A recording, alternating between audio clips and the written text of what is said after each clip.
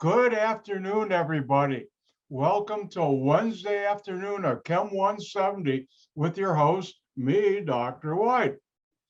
All right, game plan today. As I promised one of your colleagues, review.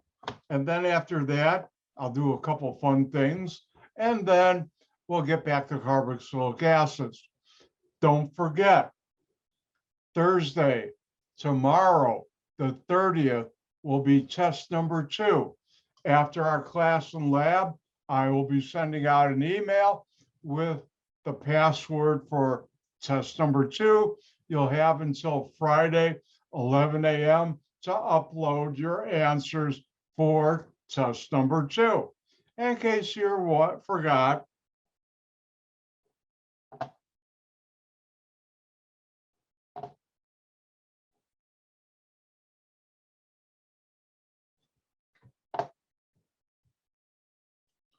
and if you look, there's test number 2 information, which you should have had on an email. Important things. It will cover alcohols, thiols, ethers, ethylene oxide reactions, aldehydes, ketones. And the breakdown is general knowledge, 11 points, nomenclature 34, reaction 60, and there's 5 bonus points. You pick them. And we'll have our regular meeting on Thursday and lab. And afterward, I'll send out the password so you can take test number 2.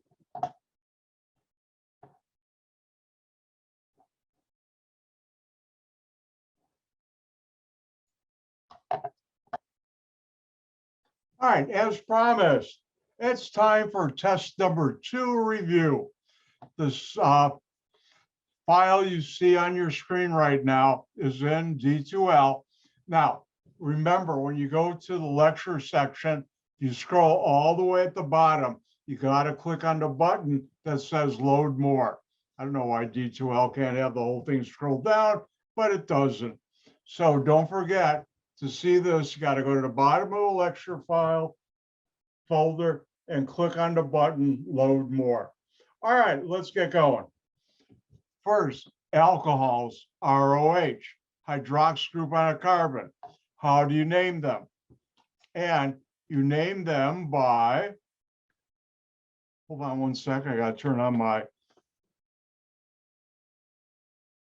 do you guys hear that? I guess not. Yep, all right. We got to hear the secret sound, Dr. White. Anyways, all right. How do you do this? You name the longest chain or ring as an alkane or cycloalkane. Drop the E, add OL. For acyclic, you need a number. Which carbon has the hydroxy group? That has priority. That's always the lowest. For cyclic, no number, but the carbon with the hydroxy group in a ring is always 1.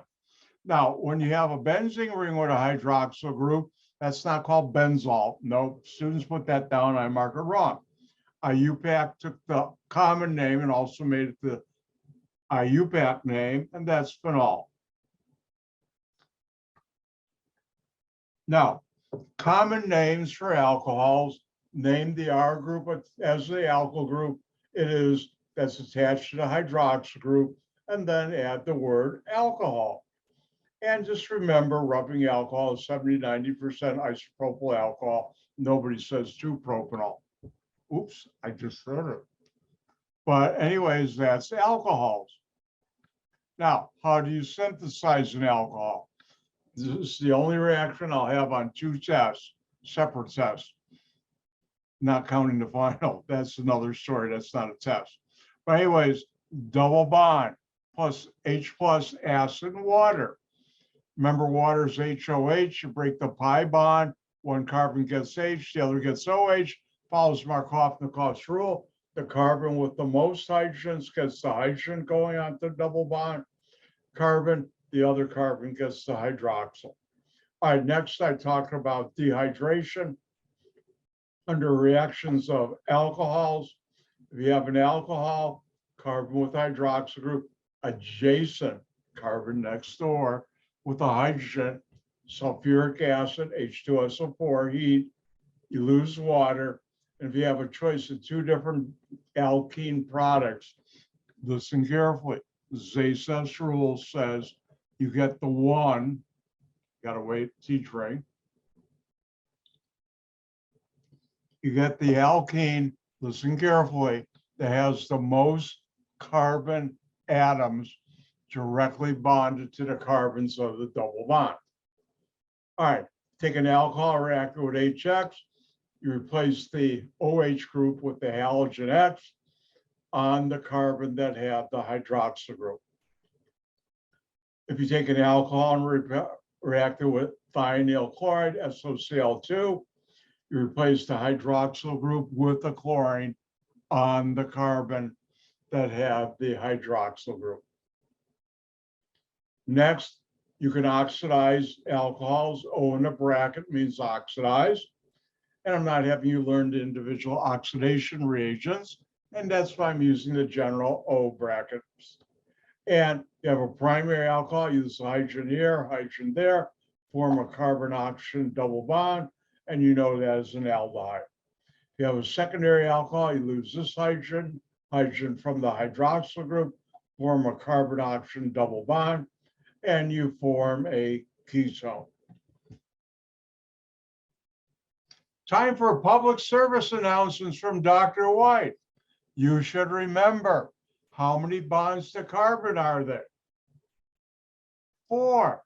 Do you break carbon-carbon single bonds? No. I'll do that again.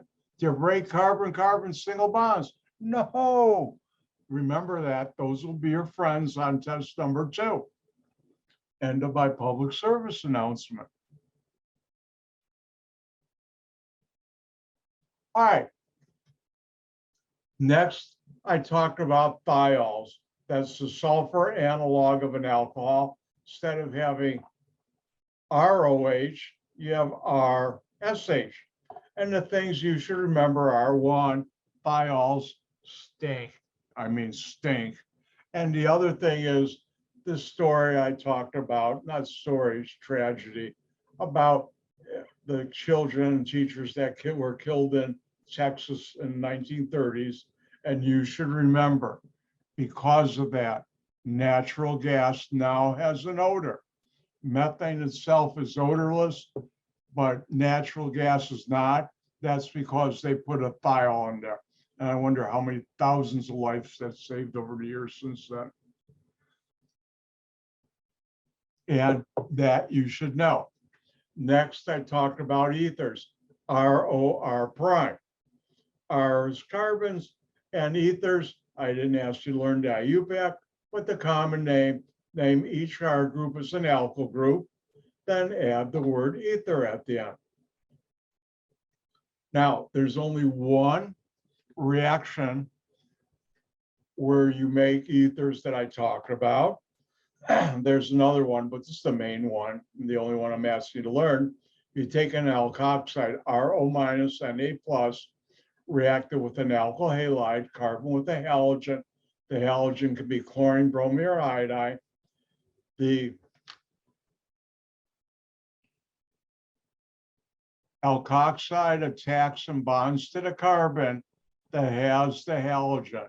Therefore, this oxygen is bonded to the carbon in R prime that had the halogen, and you also make salt. Now, if I'm asking give the organic product or products, you don't have to write that down. If I'm asking give the starting materials, this will tell you what X is.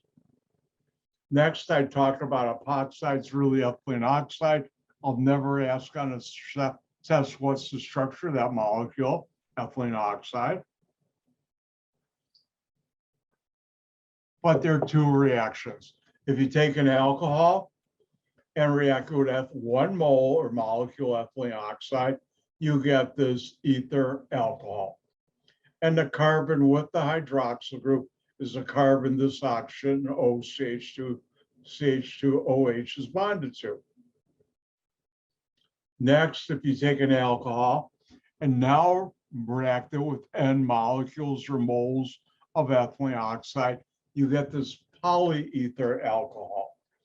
R bracket OCH2, CH2, close bracket, subscript N. N comes from the coefficient number in front of the ethylene oxide, then OH. Another public service announcement. Common mistake. Students put the OH inside the bracket. Nope, nope, nope, nope, nope. Has to be on the outside. All right, next I talked about aldehydes and ketones. And Dr. White and Mother Nature love aldehydes and ketones. I do. And an aldehyde, carbon double bond to oxygen with a hydrogen R group on it. How do you name it? You find the longest chain. This is called the carbonyl carbon. The carbon bonded to the double bond to the oxygen. Name that chain as an alkane. Drop the E, add Al. Now remember, alcohol is an OL, aldehyde Al. Make sure when you write it down, you do it clearly so I don't have to guess. So I guess I have a 50-50 chance of guessing wrong. I don't want to do that. There's no number because the aldehyde carbon is always number one. You can't have aldehydes in a ring, so let's move on to ketones. Ketones, you find the longest chain, ketone carbonyl, carbon double bond oxygen, R prime and R group. And you find the longest chain or ring, you name it as an alkane or cycloalkane, drop the E, and then replace it with ONE. Now, if it's acyclic, you need a number which carbon has the carbon oxygen double bond. And that has priority, lowest number. And it's time for another public service announcement from the management, me. When you're numbering chains, always from the ends, never anything in the middle is number one. Always start at the end, one right or left end.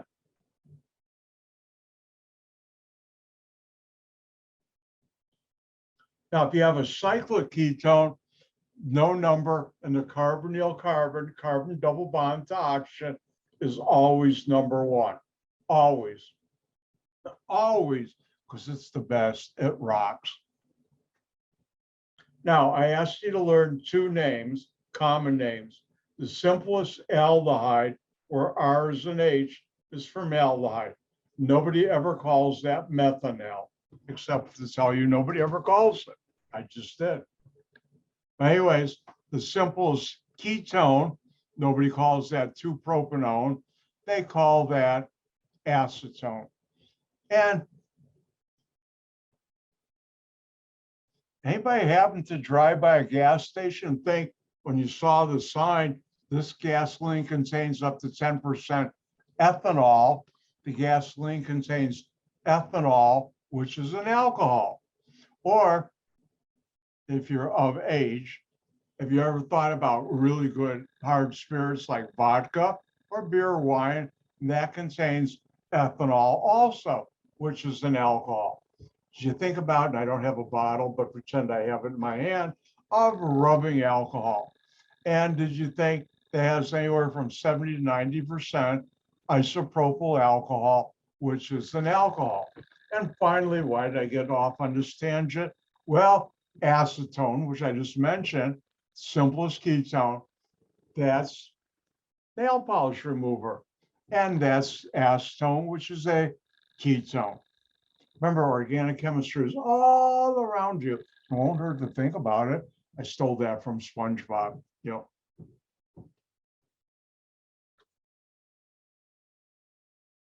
All right. This is near and really dear to my heart.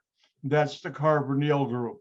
Carbonyl group is not a functional group, but it's a carbon-oxygen double bond, carbonyl. And you should know how to draw and describe with words what is the carbonyl group. Here I have it drawn with words, carbon atom double bonded to an oxygen atom. Again, you should be able to draw and, excuse me, describe with words what is the carbonyl group? Carbon atom, double bond to oxygen atom. All right, how do you make ketones and aldehydes? Well, we just went through this. I'll do it again. Take a primary alcohol, oxidize it. Now you know it's an aldehyde. Take a secondary alcohol, oxidize it. You will get a ketone. Now, really, really neat way of making a ketone, this is an aromatic ketone, is Friedel-Crafts acylation. And if you take a benzene ring, reactor with this is called an acid chloride, which I'll never ask on a test.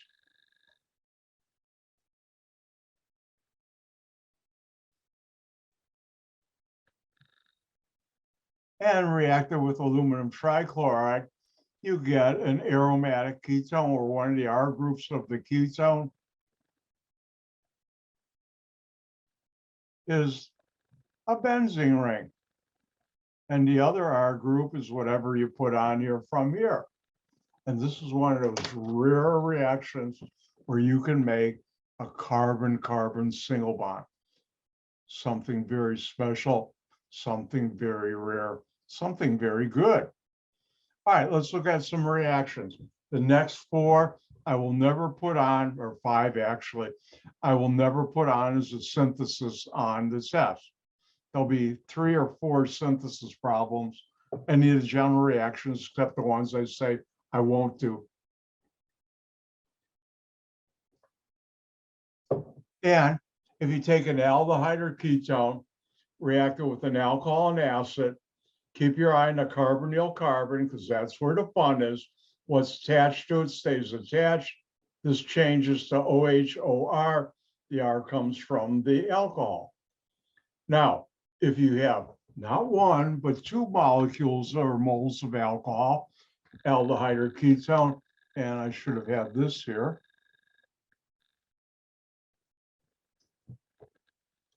And keep your eye on the carbonyl carbon. That's where the fun is.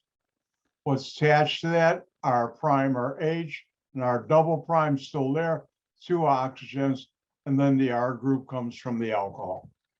Now, a special case, which we talked about, aldehyde, ketone, ethylene, glycol plus acid, and here's what you get. And for some reason, the students forget that bond between CH2 and CH2. Don't know why. They do. I mark it wrong. Now, once you make these, you have a hemiacetal. What's different? And again, this whole test, look for what's different, what's not carbon, what's not hydrogen.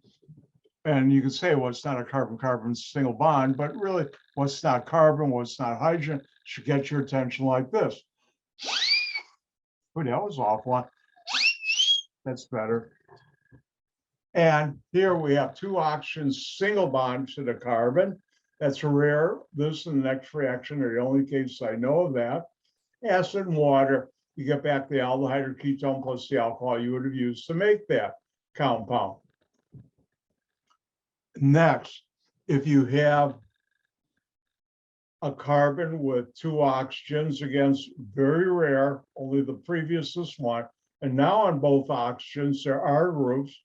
What's attached to the carbon with 2 oxygens still there, that becomes a ketone or aldehyde, and the R groups from this OR become the alcohol you would have used to make that. And if you want to put a 2 there, you can. I try and make it as tiny as I can because you really don't need it.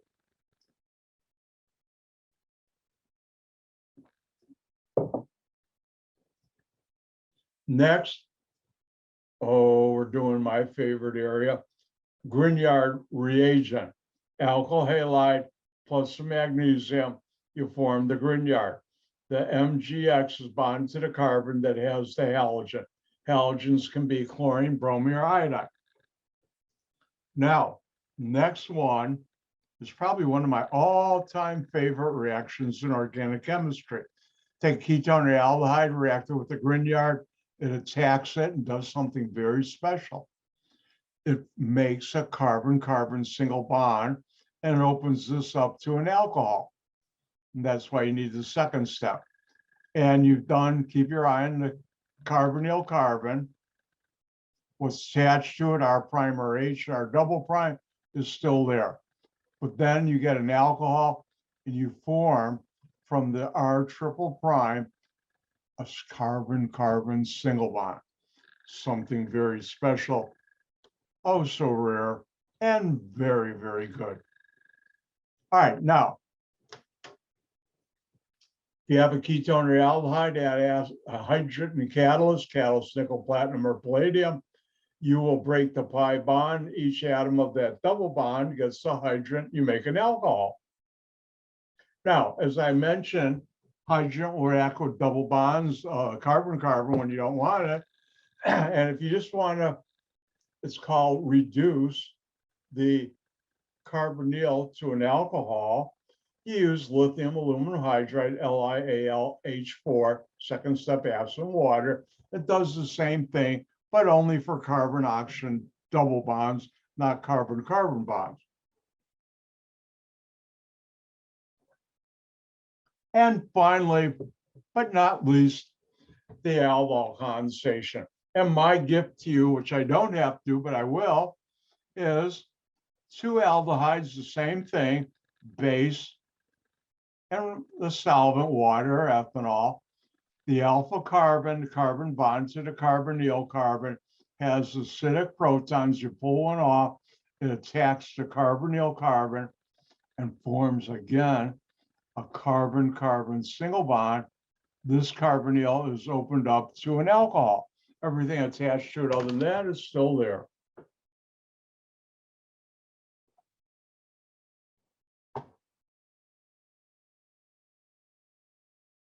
And with that, I'm done. Was the review helpful to you? Give me a thumbs up if it was. Thank you. Thank you, both of you. Thank you, all of you. All right.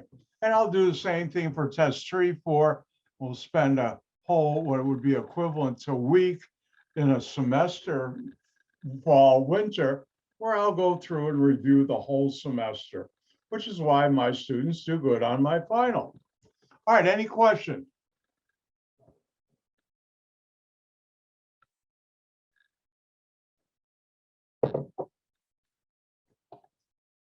Well, since there are no questions, I'll close the review.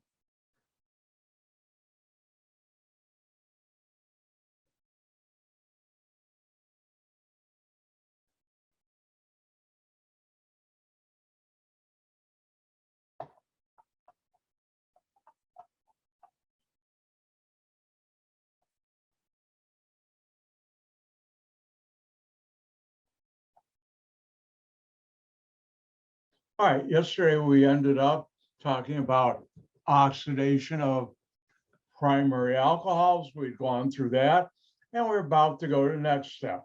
And the next step is, if you take an aldehyde and oxidize it, you'll also get a carboxylic acid. So let's look at this. Again, this is for test 3, not test number 2.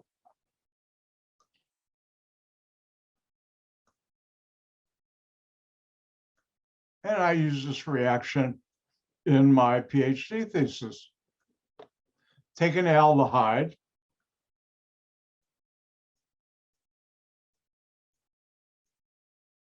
but before I do this, oh, I forgot to do something. It's a couple of things. It's time to play a mini version of that fun game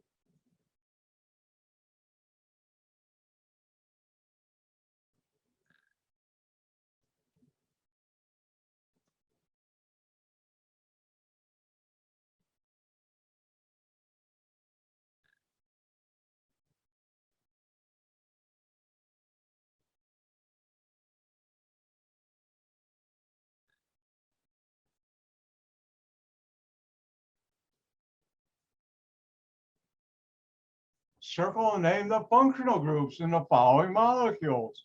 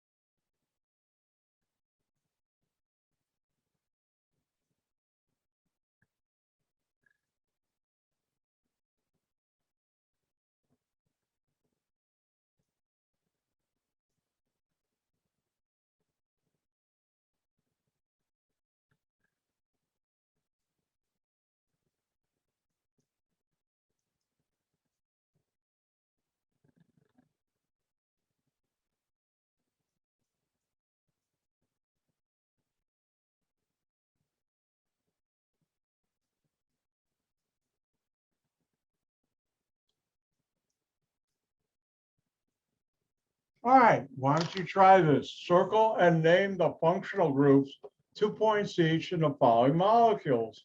Your turn.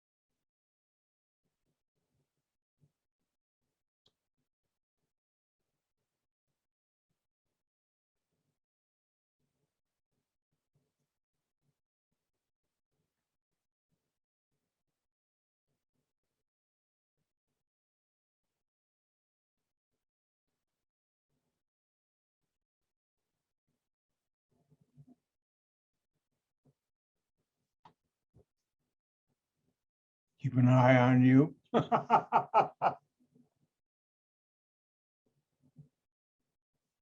screens are over here. That's why I'm doing this. All right, thank you, Jimmy. All right, let's get going.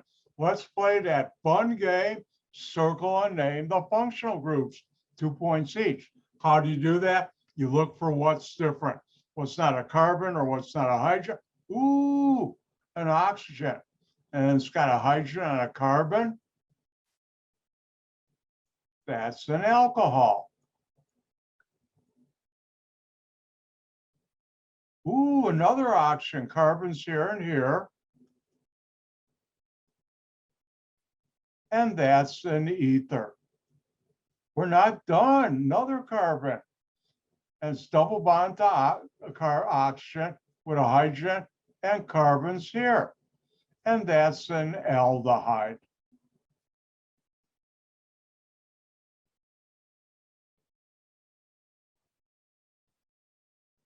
Right there. And now, and I forgot to circle this one, which is that. Now let's move on to B. Ooh, oxygen, hydrogen, and a carbon. That's an alcohol again. If I look over here, ooh, oxygen, double bond to carbon, carbons here and here.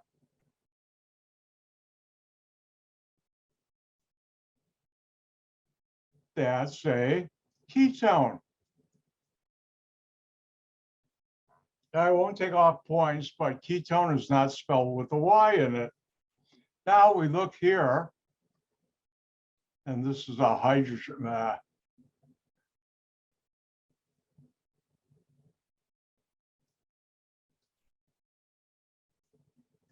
We have oxygen, double bond to carbon, hydrogen, carbons here, I'll call R, and this is an aldehyde. I think I threw everything in this one but the kitchen sink. All right, ooh, an oxygen here, carbons here and here. It's an ether. And finally, are we done? No, there's one more. That's carbon double bond to oxygen.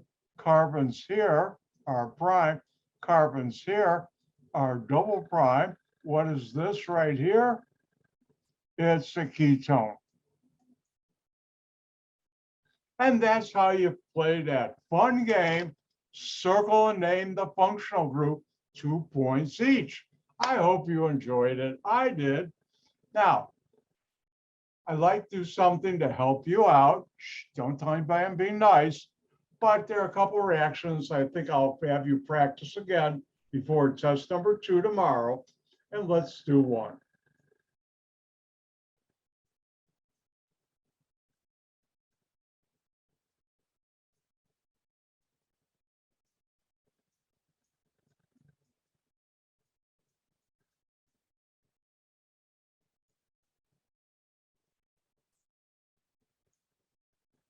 The question is, what's the organic product or product? I'm going to help you out. Hopefully by tomorrow you don't need help.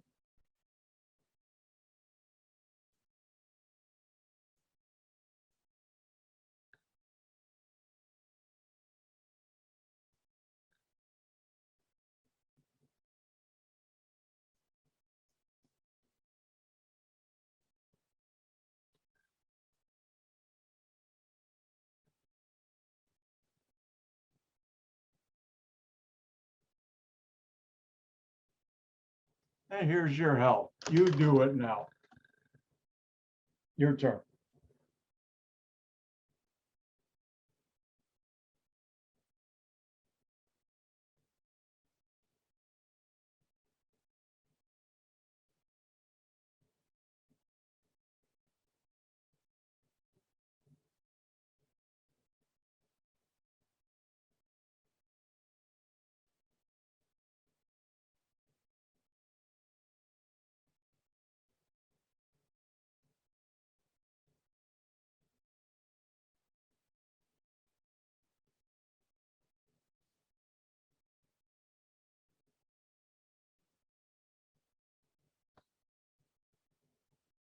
Oh, I forgot to do something up here.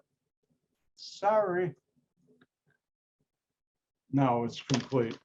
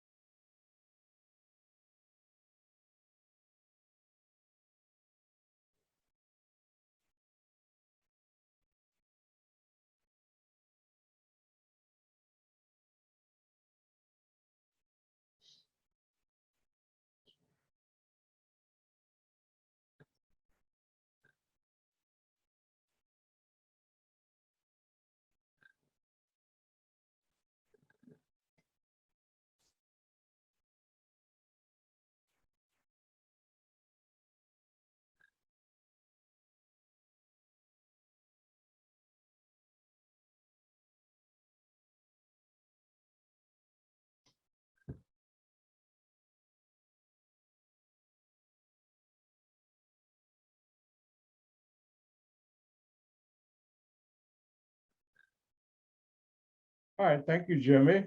And we'll wait for Jordan. Not to put pressure on you.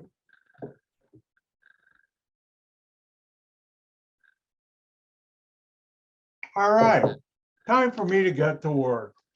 All right, if we look at this molecule, what's different? Ooh, oxygen, double bond to carbon, carbonyl, carbons here and here. It's a ketone. Now, it could have been an aldehyde. Now, call this R prime and this R double prime. You could reverse it. It's the same thing. Ooh, two of something. Carbon with the hydroxyl group. It's an alcohol. As the catalyst, what do you get? Keep your eye on a carbonyl carbon. What's attached to it, R prime or H, and our double prime is still there. 2 oxygens on each oxygen, the R group.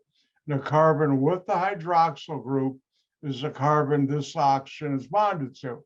So I'm going to draw this carbon, what's bonded to it, R prime, and that's ethyl, R double prime, methyl, 2 oxygens, and then what's our R group? Isopropyl, center carbon has the hydroxyl group, and center carbon will have the bond to this oxygen.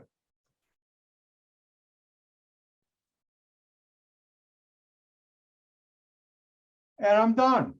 Oh, let's do another reaction. Reactions are fun.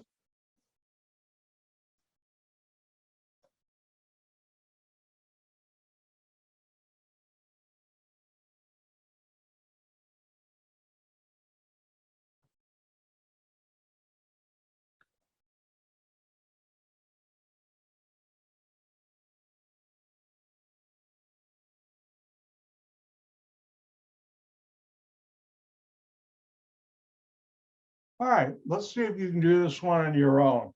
If you can't, give me a thumbs up or some other emoji, and I'll write the common reaction underneath. Well, let's see if you can do it. If you can't, you better start burning the midnight oil.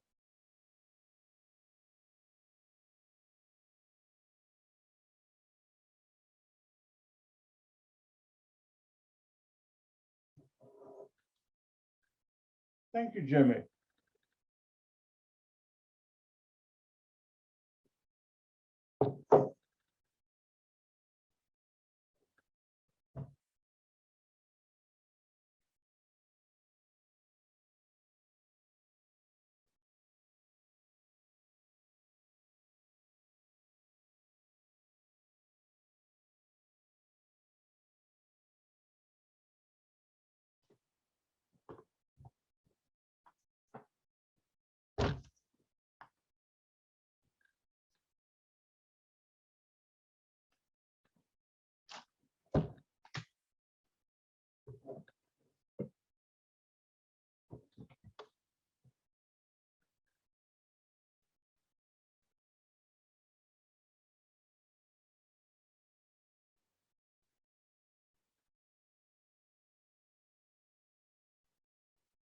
All right, let's do it. We look here, what's different, what's not carbon, what's not, ooh, an oxygen, double bond to carbon, carbonyl.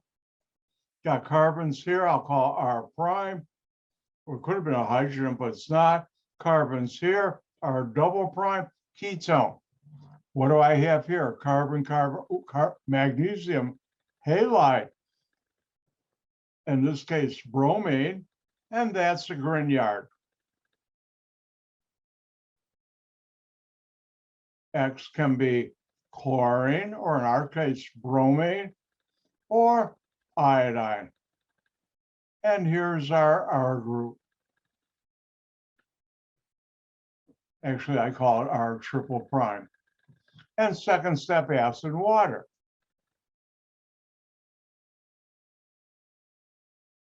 And this attacks that, bonds to it. What's attached to this carbonyl are prime or hydrogen, which is not, but it could be, are double prime. You get an alcohol, and then you do that special thing, make a carbon-carbon single bond. So I'm going to start with this carbon and draw it. And it's going to have a OH group, alcohol, as we see there. R prime is methyl, R double prime is ethyl.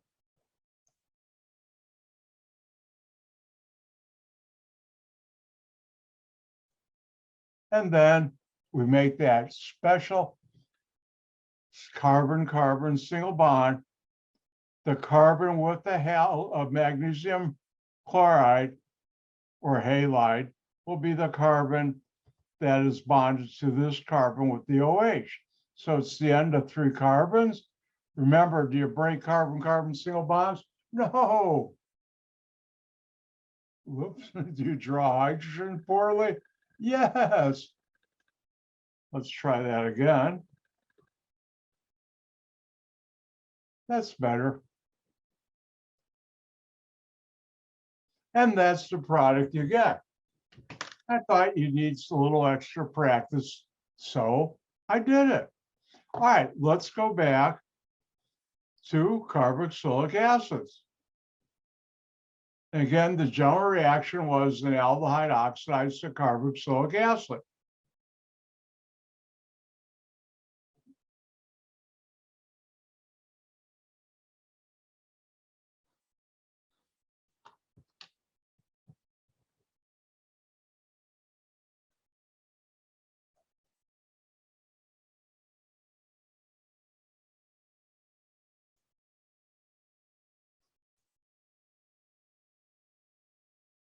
So the question is, what's the product or products of the following reaction? And what do we have that's different? Oxygen, double bond to carbon with hydrogen carbons. That's an aldehyde.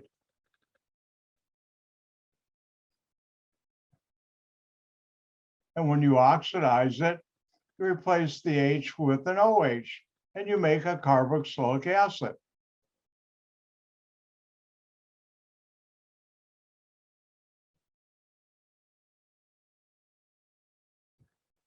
And what's our R group? This. And another way of thinking of it, you start out with 3 carbons, you better end up with 3 carbons. And which carbon had the double bond to oxygen, the end one? And the hydrogen becomes a hydroxyl group. And there, yes, 4 bonds to carbon. And I'm done. And that's how you make carboxylic acids. And for my PhD research, I did a lot of those oxidations to make certain carboxylic acids I needed.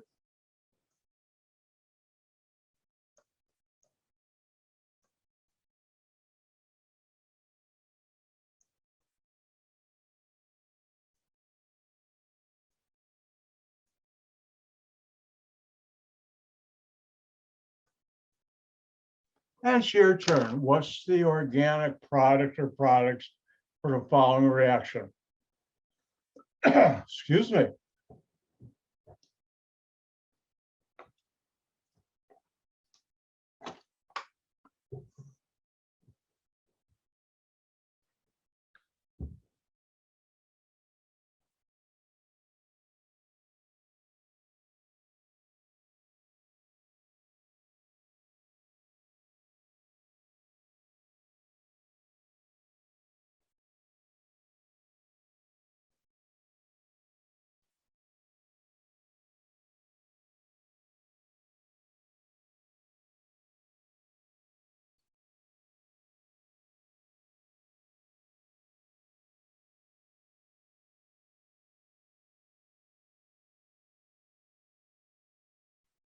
Well, this month is almost gone, like just about is. Where does this year go?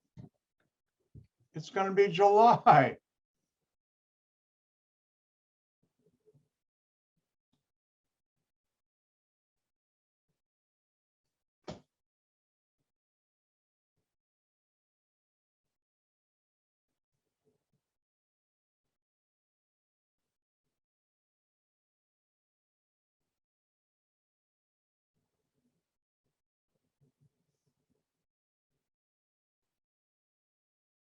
Thank you, Jordan.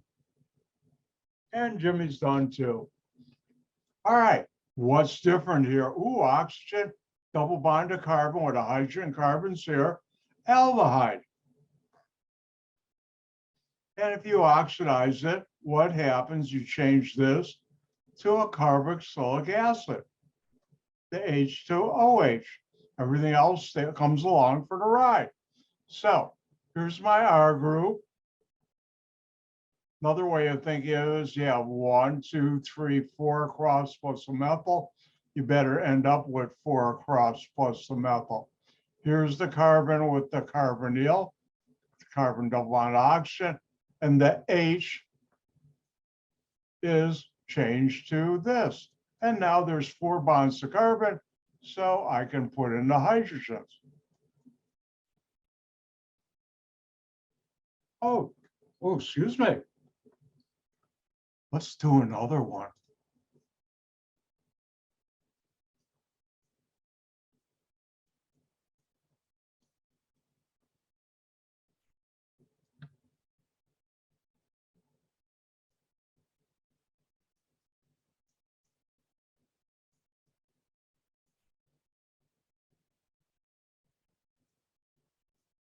And the question is, what do you oxidize to make that molecule?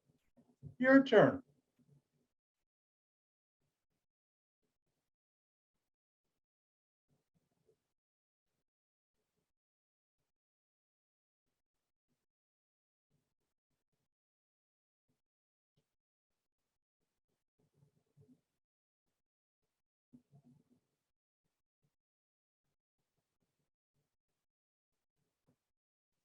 Thank you, Jimmy.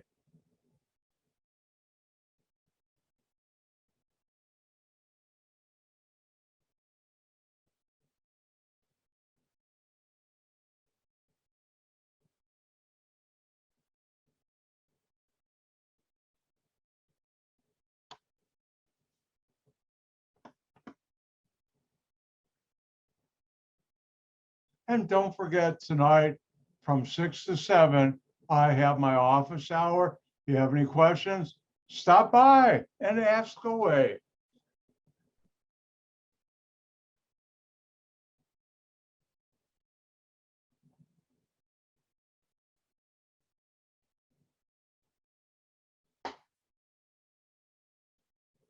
All right, since this is about time for our break, I'm going to finish this up. Sorry about that, Jordan.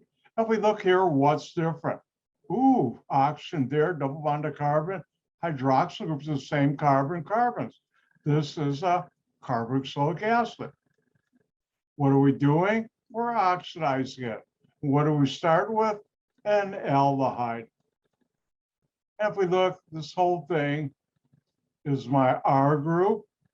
This is my carbonyl. And the only thing you do is change that. You start with, let's see, 1, 2, 3, 4 methyl. I have my carbonyl. And now it's an aldehyde. Everything else is the same. There's 4 bonds to carbon, so I know how to put in the hydrogens. And I'm done. And that's how you do it. And it's time for our first break. Please come back at 2:55 and we'll continue. I'm going to go stretch.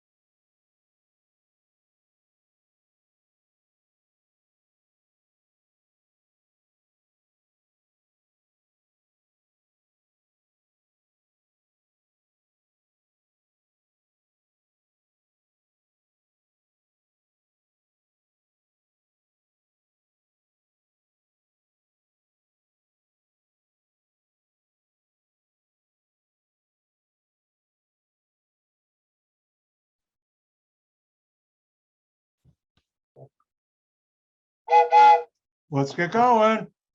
Oh, let's do one more oxidation reaction. I'm in the mood for that.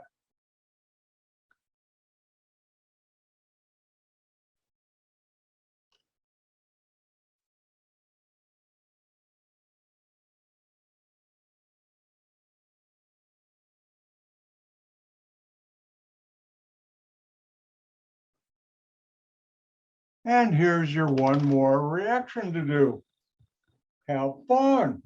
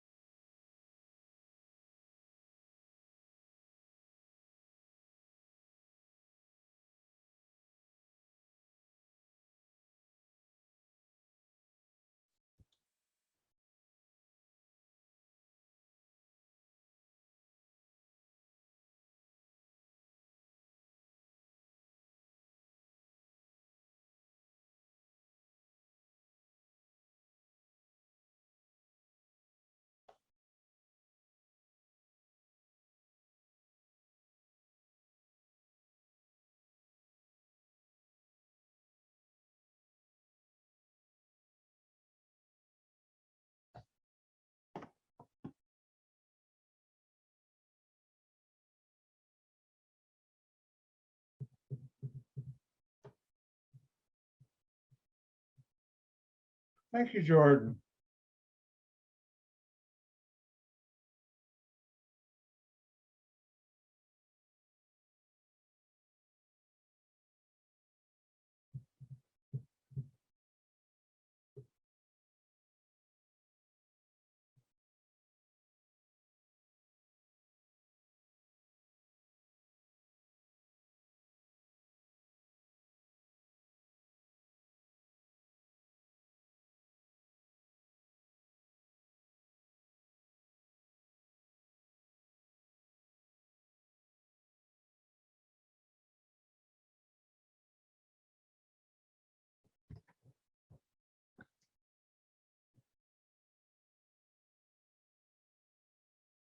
All right, let's get going. We look here, what's different? Oh, I've got a benzene ring, but that can't be oxidized. But oxygen, carbonyl, hydrogen, carbons, this is an aldehyde. If you oxidize it, you replace the hydrogen here with a hydroxyl group to make a carboxylic acid.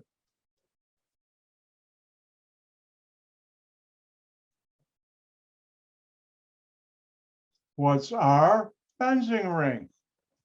So we're still going to have our benzene ring. Don't forget the lines, carbonyl and OH.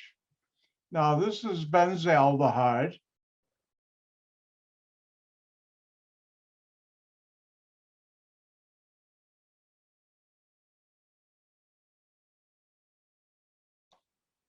And this is benzoic acid.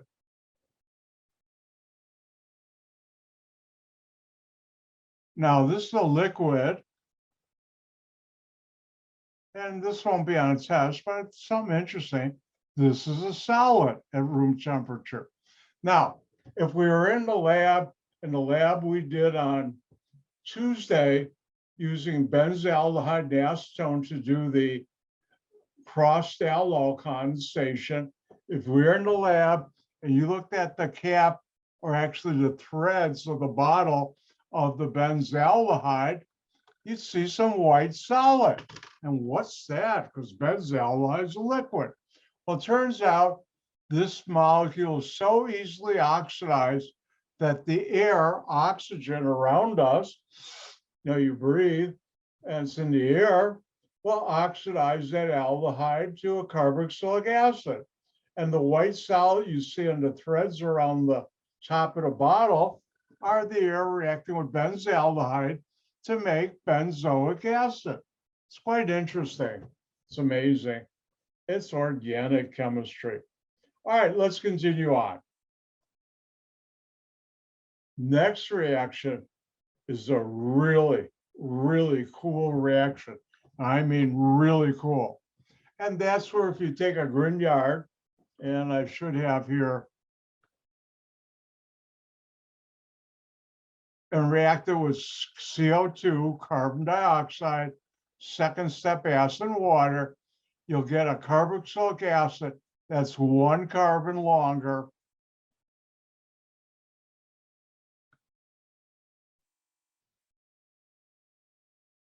than the R group you started with.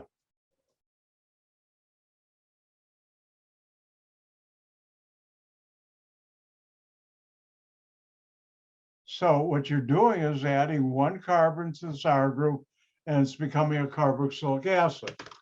Now, I'm going to show you something because Dr. White wants to have some fun, but what's going on here? And let's take a look at the following.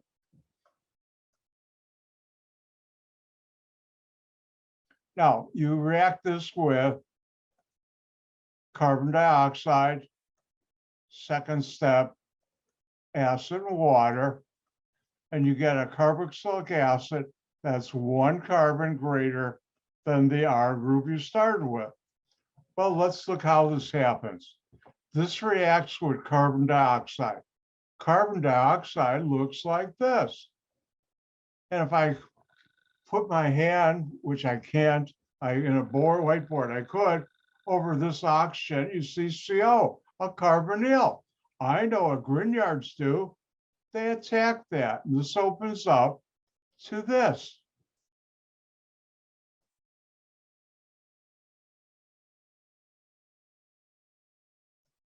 And this is the conjugate base of an acid, which when you add acid and water, you'll get back the carboxylic acid.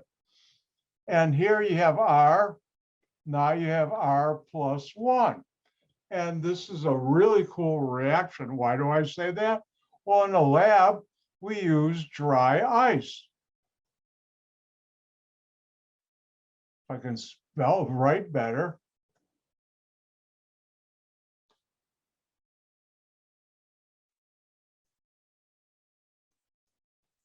And you put it in ether, you add your Grignard, and you let it react for a while, and then you add acid and water, and you make your carboxylic acid. And it's really cool. For those who don't know, dry ice has a temperature of minus 78 degrees C. It's pretty cold. In fact, I've done reactions where instead of making an ice bath, you make a bath of dry ice and isopropyl alcohol, pure isopropyl alcohol. And the temperature of that bath, when you put a reaction vessel in, is minus 78. And a lot of the work I did in my PhD thesis was in dry ice isopropanol, but it's a cool reaction.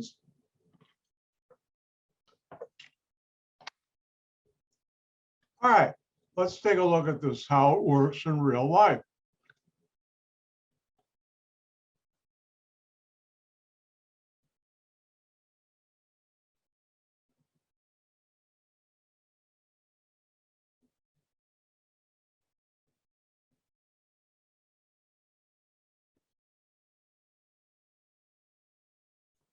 And now the question is, what's the organic product or product for the following reaction? I'll do this, then you know I'm going to share. And if we look at this, what's different? Magnesium bromide, that's a Grignard.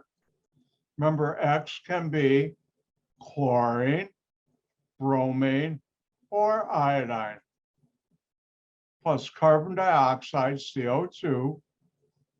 Second step after it reacts, acid and water, and you get a carboxylic acid that's 1 carbon longer than the R group you started with, this carbon, which comes from the CO2. So what's my R group? This, so I'll rewrite it. Then I'll write my carbonyl here. You don't have to put the dot in the center, I do, so you know what I'm talking about. I know there are 4 bonds to carbon, so I can put in my hydrogen. And notice here, I started with 2, I end up with 3. I have increased it by +1. And that's the beauty of this reaction, one of them. All right, your turn.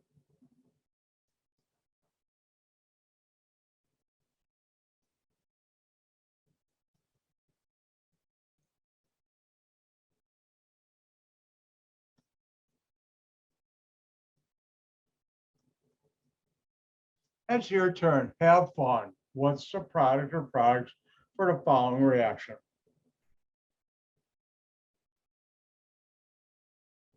Three points each.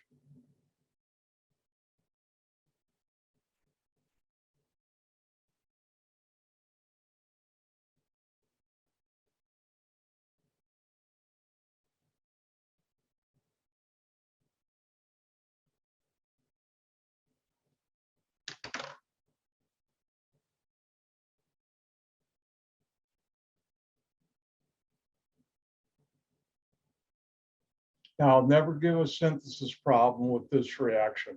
That's not fair.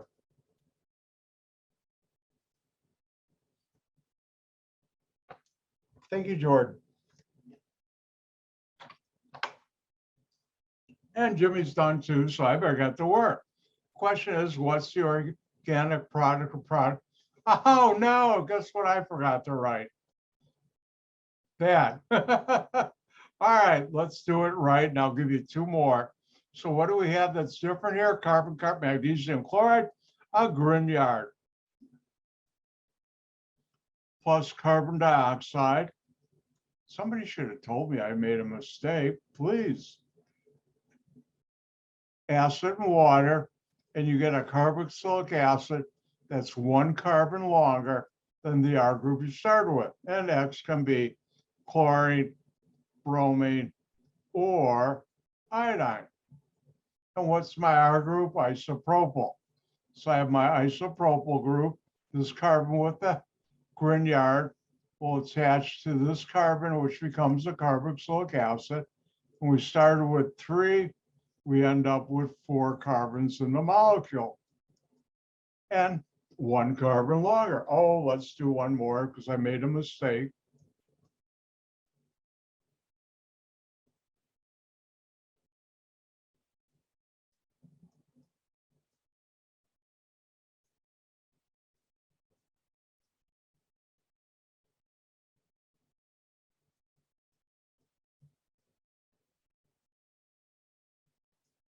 Your turn. What would be the product or products of the following reaction?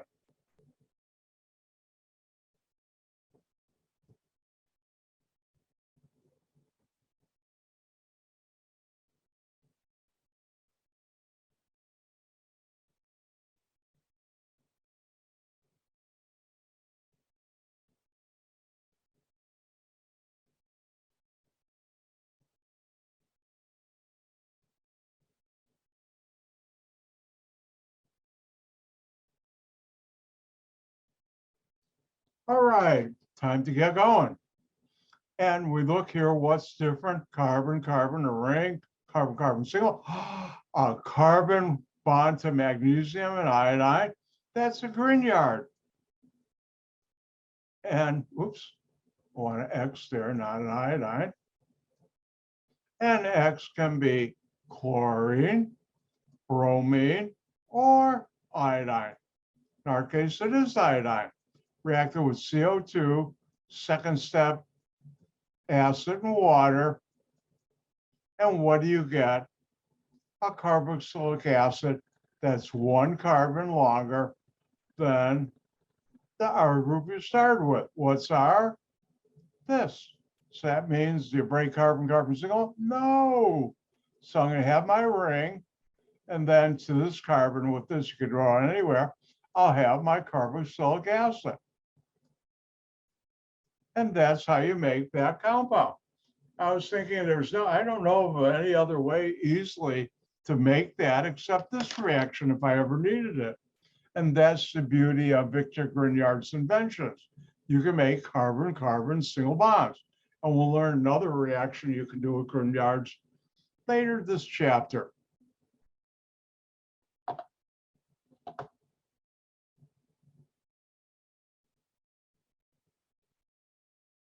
All right, let's move on. And let's talk about something new, carboxylic acid derivatives. Now, what does that mean, derivative of carboxylic acid? And that's something made from carboxylic acids. That's a compound which the hydroxyl group of a carboxylic acid is replaced with other groups, and you make new functional groups. Now, oops. Wow, I jumped on that. All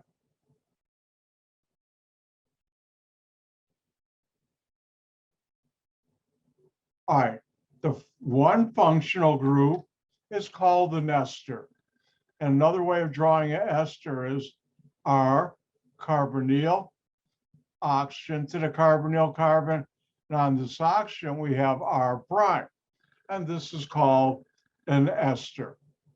Now, I don't have time to talk about it. I wish I did. And I would use it once. But here you can have acid halides or acyl halides. I call them acid halides, where X here can be, usually it's chlorine or bromine. And they're very reactive, just like carboxylic acids, but much quicker. And we won't have time to talk about them this semester. But we will have time to talk about esters. And new functional group time. Esters. And what's an ester? Well, it's something derived, made from carboxylic acids, where you replace the hydrox group with OR prime.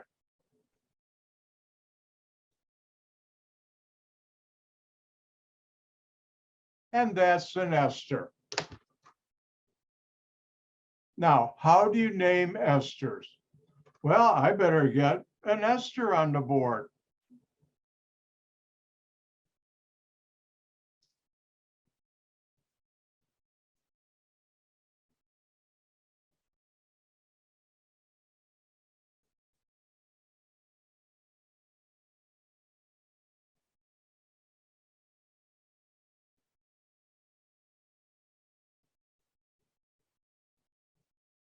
Now, let's look at this molecule. What's different? What's not carbon? What's not hydrogen? Oxygen there, double bonded to carbon, oxygen here. So we have this. This oxygen has R group on it, but I'll call that R prime. The carbonyl carbon has carbons. I'll call that R. And what do we call this? An ester. Now, how do you name that ester? Well, first of all, the R prime is named as an alkyl group, and that goes in the front of the name. So now we have N-propyl. Now, the rest of the name, there are two ways of doing this. And that is pretend R prime is a hydrogen, name that carboxylic acid as it is, and then drop the IC and acid and add ATE. So this would be 1, 2, 3, 4, 5 pentanoic acid.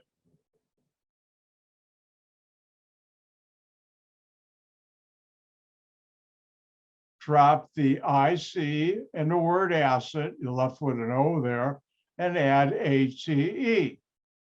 And that would be N-propyl pentanoate. Now, I had a very clever 170 student. I've had a lot, but this guy was really clever a while ago. He said, you know, for I think all but one type of ester, you still name the R group in front as an alkyl group, N-propyl. And then count the carbons, 1, 2, 3, 4, 5, pentane. And his method was, instead of adding ATE to the last, dropping the IC and the word acid from the carboxylic acid, name the longest chain, pentane with the carbonyl carbon, drop the E, and add OATE. And this is actually the easier way to do it. It works for everything except when R is a benzene ring, and I'll cover that in a little while. So you name the R group. R prime is the alkyl group it is, and propyl. Then find the longest chain with the carbonyl carbon. This works for everything except when it's benzene, then you got to use the IUPAC way, and add OATE. And like I said, drop the ester, or pretend it's an H, and name that carboxylic acid. Name the alkyl group R prime in front, and that's how you do it.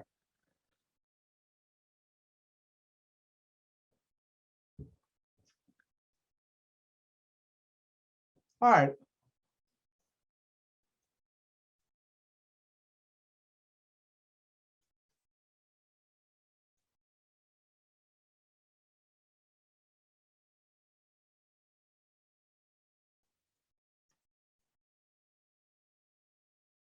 Let's do one more, and then I'm going to have you have some fun. Now, if we look at this, what functional group are we dealing with? Well, you look for what's different, oxygen here and here. You have a carbonyl, carbons here, an oxygen, and carbons here I'll call R prime. And this is an ester.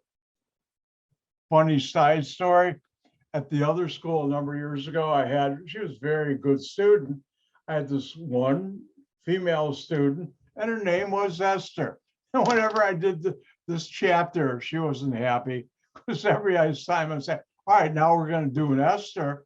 And she looked like, did you call me? It was funny. She didn't like it. She was glad when we got through with Esters, because she always thought I was talking to her. No, I'm talking about the functional group. So we've got an ester. How do we do that? We name R prime as the alkyl group in front, methyl. Now for this, I'm going to use the student's method. Count how many carbons in the longest chain with the carbonyl carbon. 1, 2, 3, 4. That's butane. Drop the E, add OATE, and that's methyl butanoate. Say that 5 times quickly. All right, that's your turn. Oh, wait.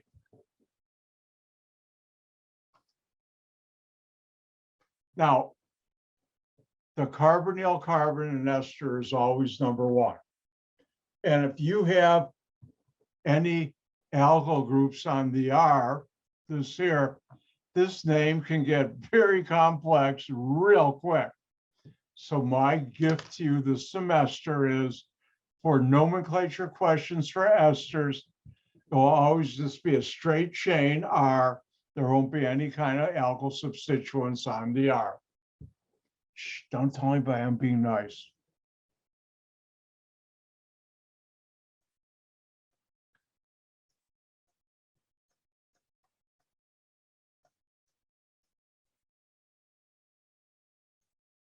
And there's one for you to try. Name that ester. Give the IUPAC name of that ester. Oops, I gave it away.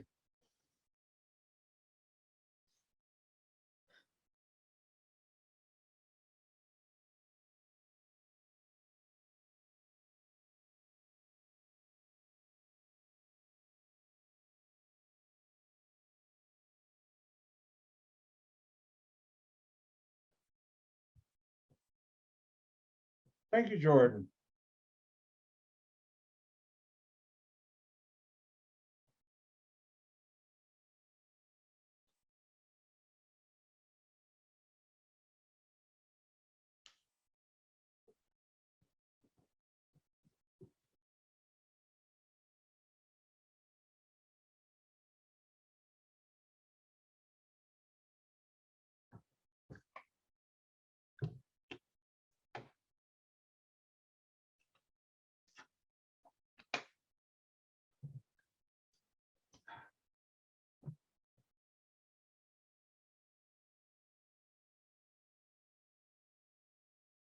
All right, Jimmy, thank you.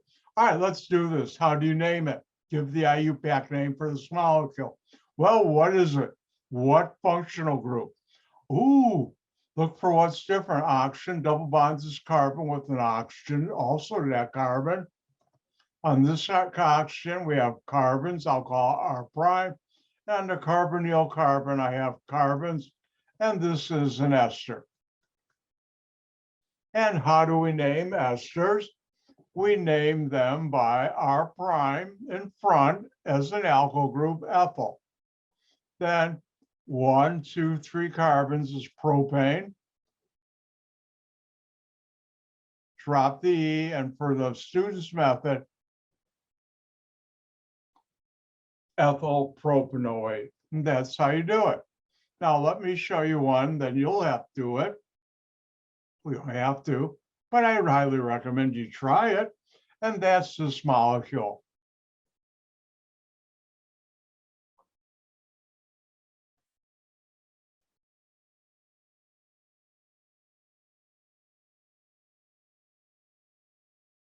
And look for what's different, what's not carbon, what's not hydrogen, what's not a carbon-carbon single bond. Well, I have a benzene ring, but more importantly, I have a carbonyl carbon double bond to oxygen.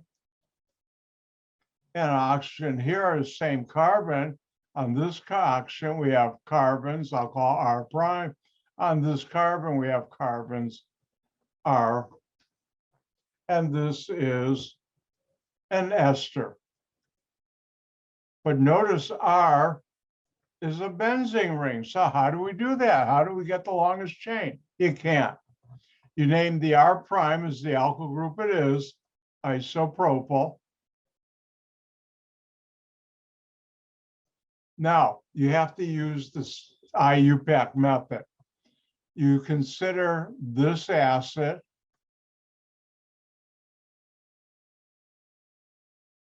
which is called benzoic acid that you should know. And how do you do it? Drop the word IC in the word acid, and you add ATE.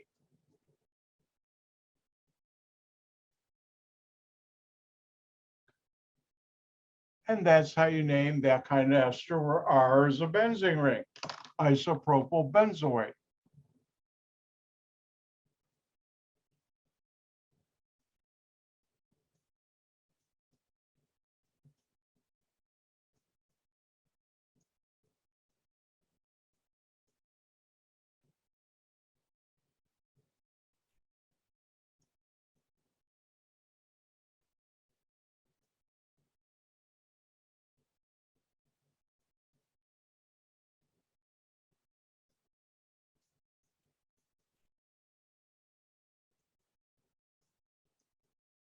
And why don't you try naming that?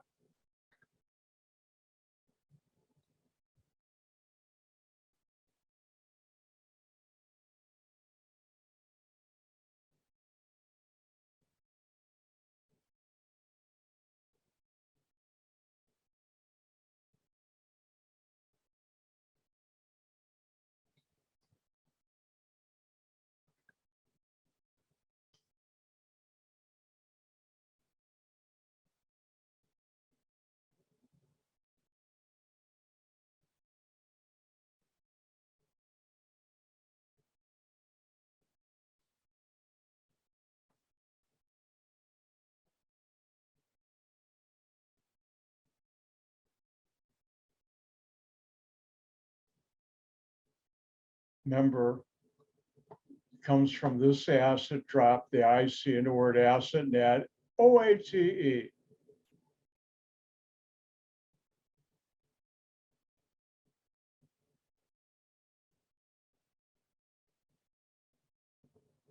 Thank you, Jordan.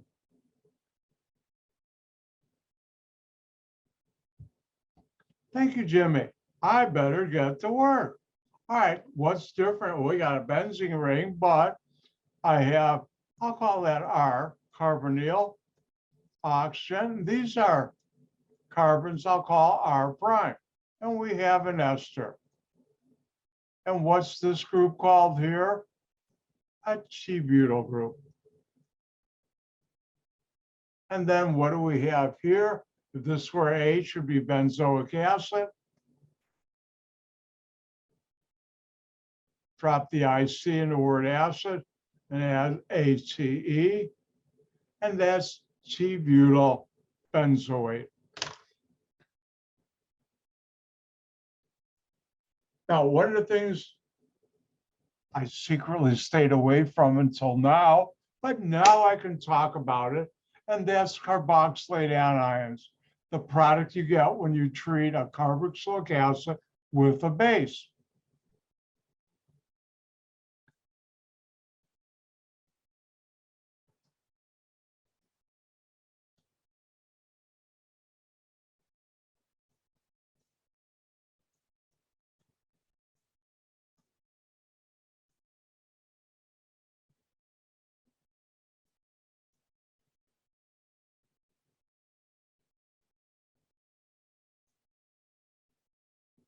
Let's try spelling that again.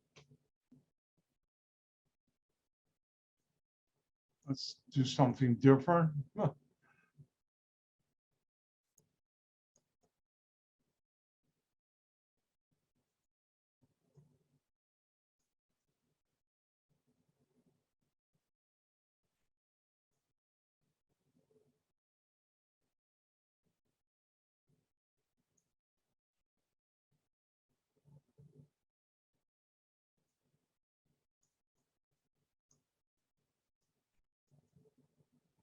Uh-oh.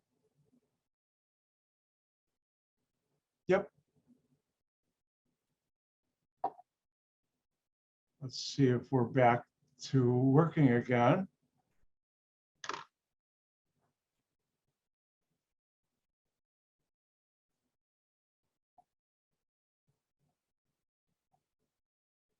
All right, let's try this again, and I'll success. I don't know what happened. I think I'm gonna wait until after, well, anyways. All right, let's look at that. This is a carboxylate anion.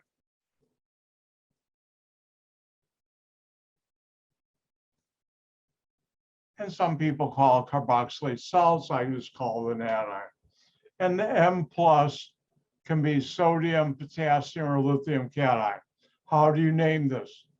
One.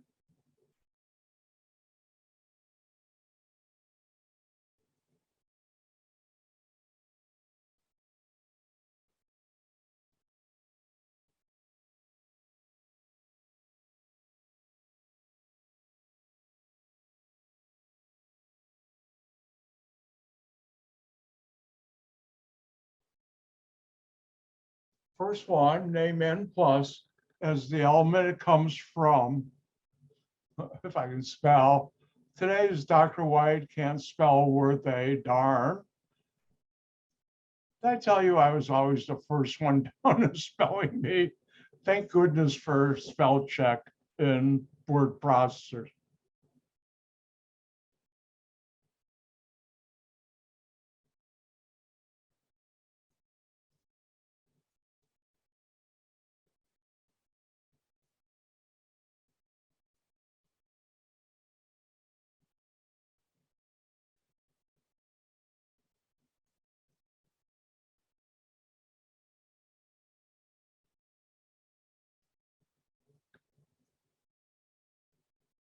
All right, how do you name this? You name the cation as the element it comes from, and this part, you do the same as with an ester. And let's look how we do that.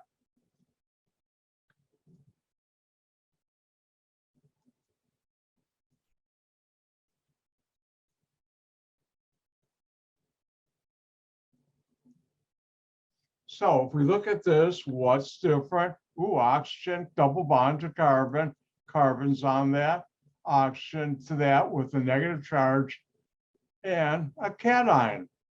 And this is called a carboxylate anion.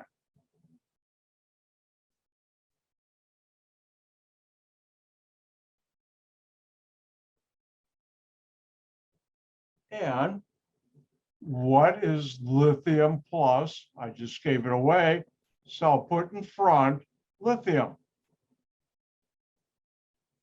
Now this part right here, how many carbons longest chain? 1, 2, 3, 4, and that's butane.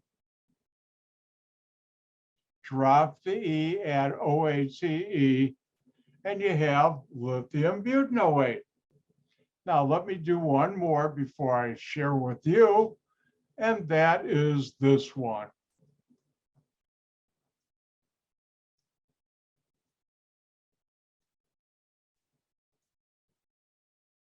I already talked about it, but let's take a look at this.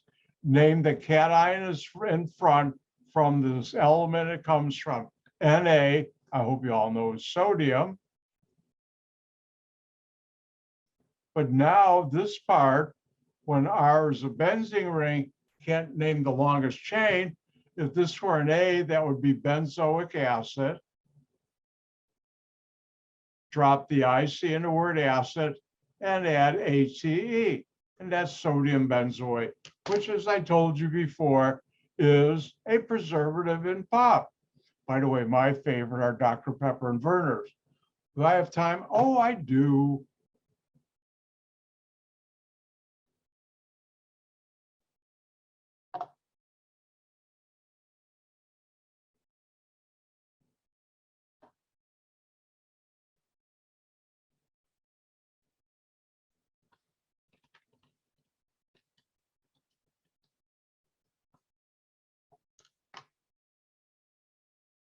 Hi, everybody see Werner's on your screen? Not the New Balance. I didn't know they had. I wouldn't buy that. But anyways, this is probably one of my most favorite pops. I've been drinking this for years and years. My father loved it too. Wonder where I got it. And you can buy it at Jewel, mainly as where I find it. And I buy the regular, I don't use artificial sweeteners anymore. I think I told that story. This stuff is really spicy, highly carbonated ginger ale.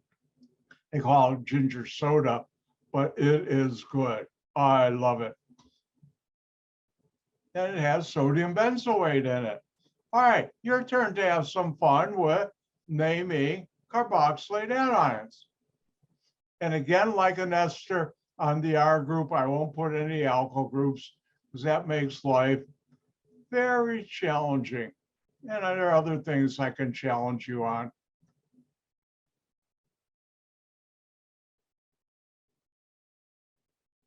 And here's one for you. Give the IUPAC name for the following molecule.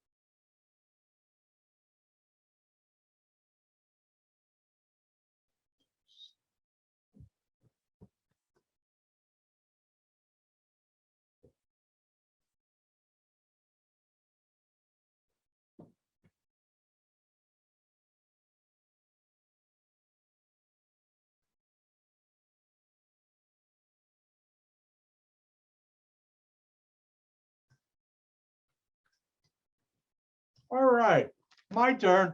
And we look at this and say, what's different? Ooh, oxygen here and here. I got a carbonyl oxygen with a negative charge. Ooh, I've got a cation, M plus, and carbons here.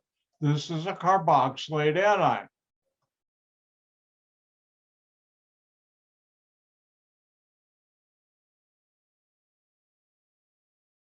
And how do you name that?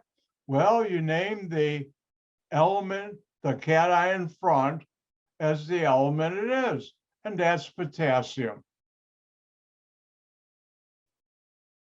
And this, you say 1, 2, 3, 4, 5 come to carbonyl carbon, that's pentane.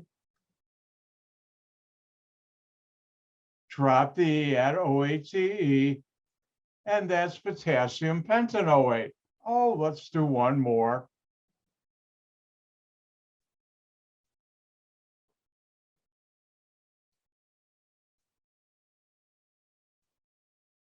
And there's that one more for you to do.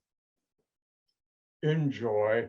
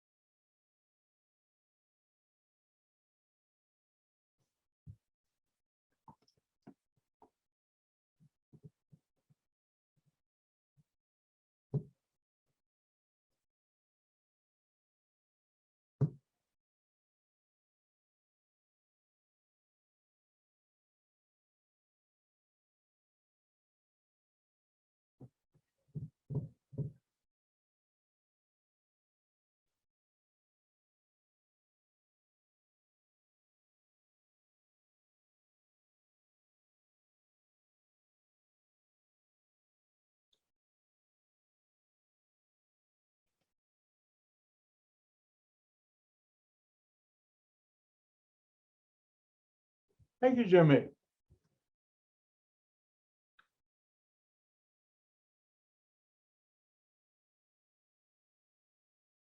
Thank you, Jordan. Let's do it. All right. Ooh, what's different? I got a cation in front, oxygen minus to the same carbon with oxygen double bond, a carbonyl, and a benzene ring, but it's really a carboxylate anion.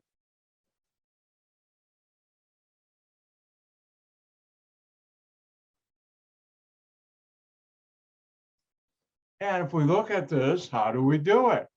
Well, we name the cation in front as the element it comes from, which in this case is lithium. And then, oh, wait, we can't do the longest chain. We have a benzene ring as the R group.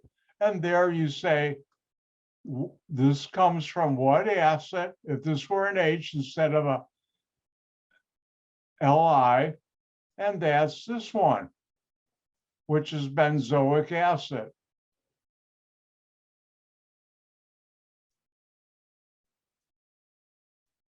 And for naming the carboxylate anion, drop the IC in the word acid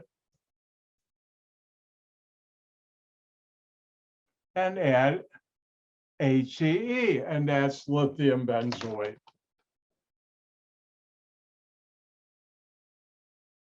Now, there's two types of nomenclature question. One is, here's the structure, give the IUPAC name. The other is draw. Remember, this stuff is for test 3, not test 2.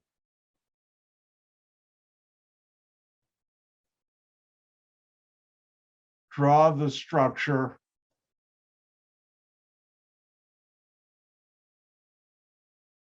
for, and the answer or question would be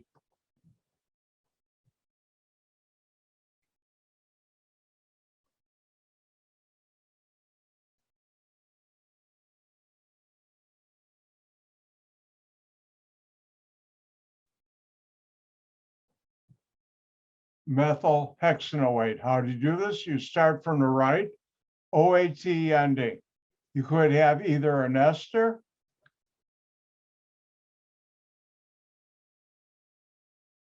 or a carboxylate anion.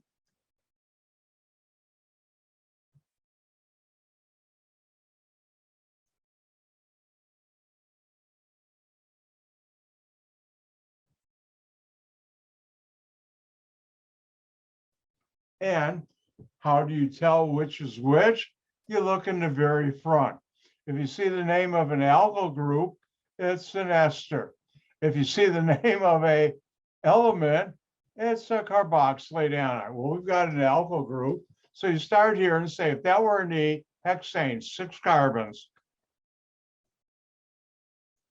The end carbon I like putting on this end, carbonyl, oxygen, it's an ester. And the word very front is your alkyl group, methyl CH3. And you know there are 4 bonds to carbon, so you put in the hydrogens. And that's how you do it.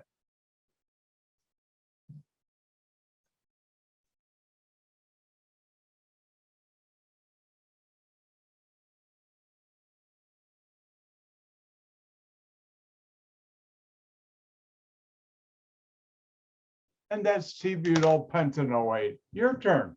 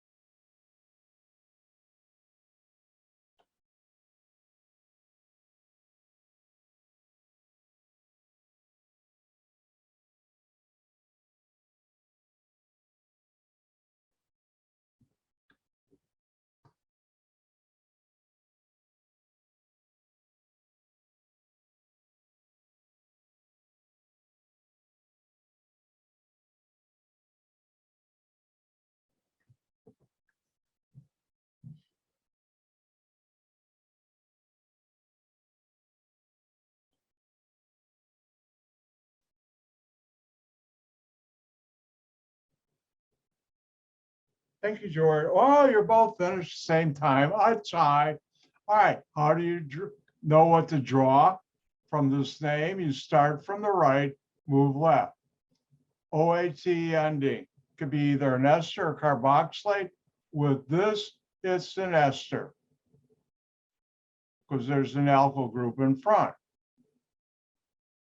And how many carbons longest chain? If this were E, pentane 5. 1, 2, 3, 4, 5.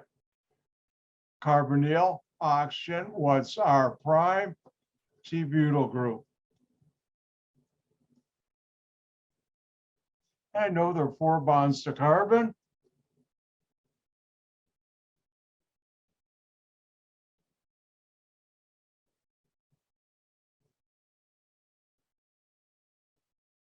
And there's your T-butyl pentanoate. Speaking about pentane 5, it's just about time for our break in about 30 seconds. So I'm going to give you a whole extra 30 seconds. It's now through, oh, actually, it just turned 3:45. I'm taking it back. And come back at 3:50. And that's when we'll continue. Take a 5-minute break. I'll see you in 5.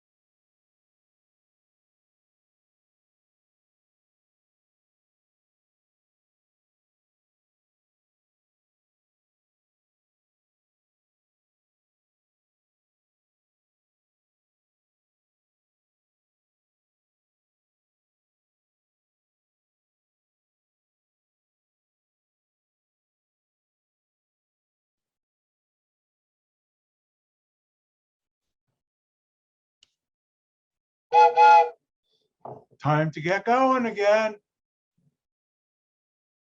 All aboard. That's my train whistle. All right.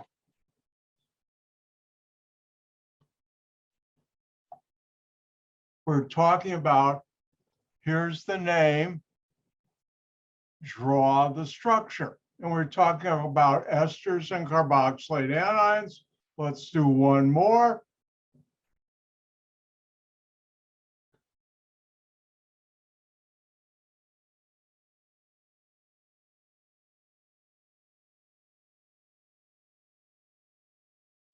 It's your turn.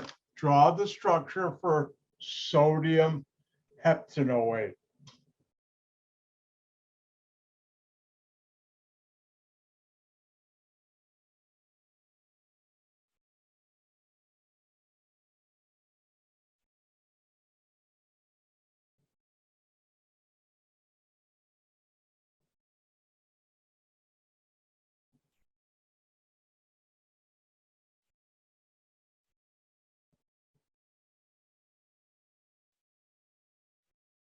Thank you, Jordan.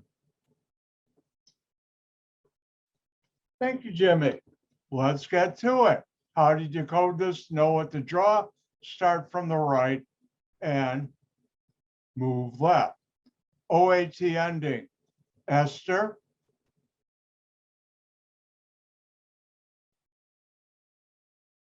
or carboxylate anion.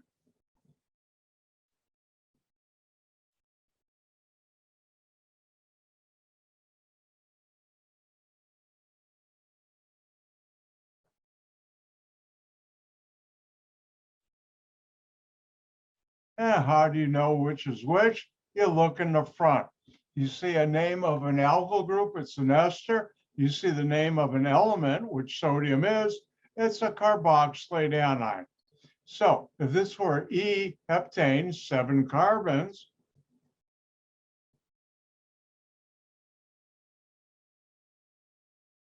and we have a carbonyl, oxygen, O minus, what's the cation? Sodium. You don't have to put charges, but I will.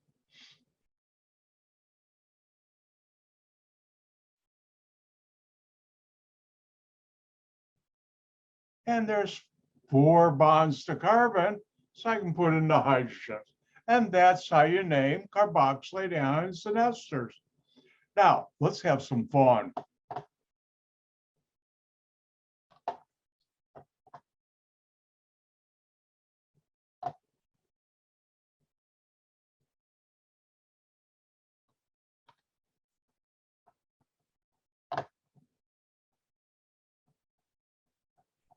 Let's get to the right slide.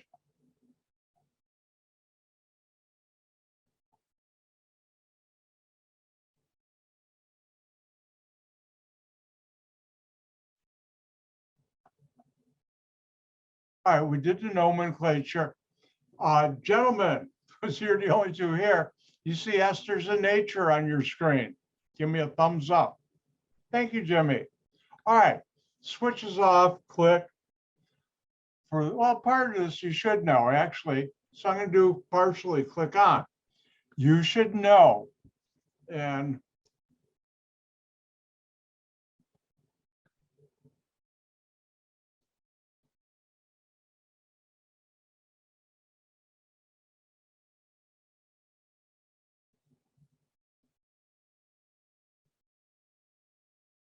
that this one you should know. Esters are responsible for the flavor of many fruits, the smell of many flowers, and the taste of many vegetables. If you smell and taste a banana, that's an ester you're smelling and tasting. If you smell a rose, this is all the esters and one type of rose they identify. It's a mixture of a lot of esters. Now, here I have the ester for banana. So next time you're out walking around, You smell those beautiful flowers. Hope through your walk through life, you take time to smell the flowers. I do.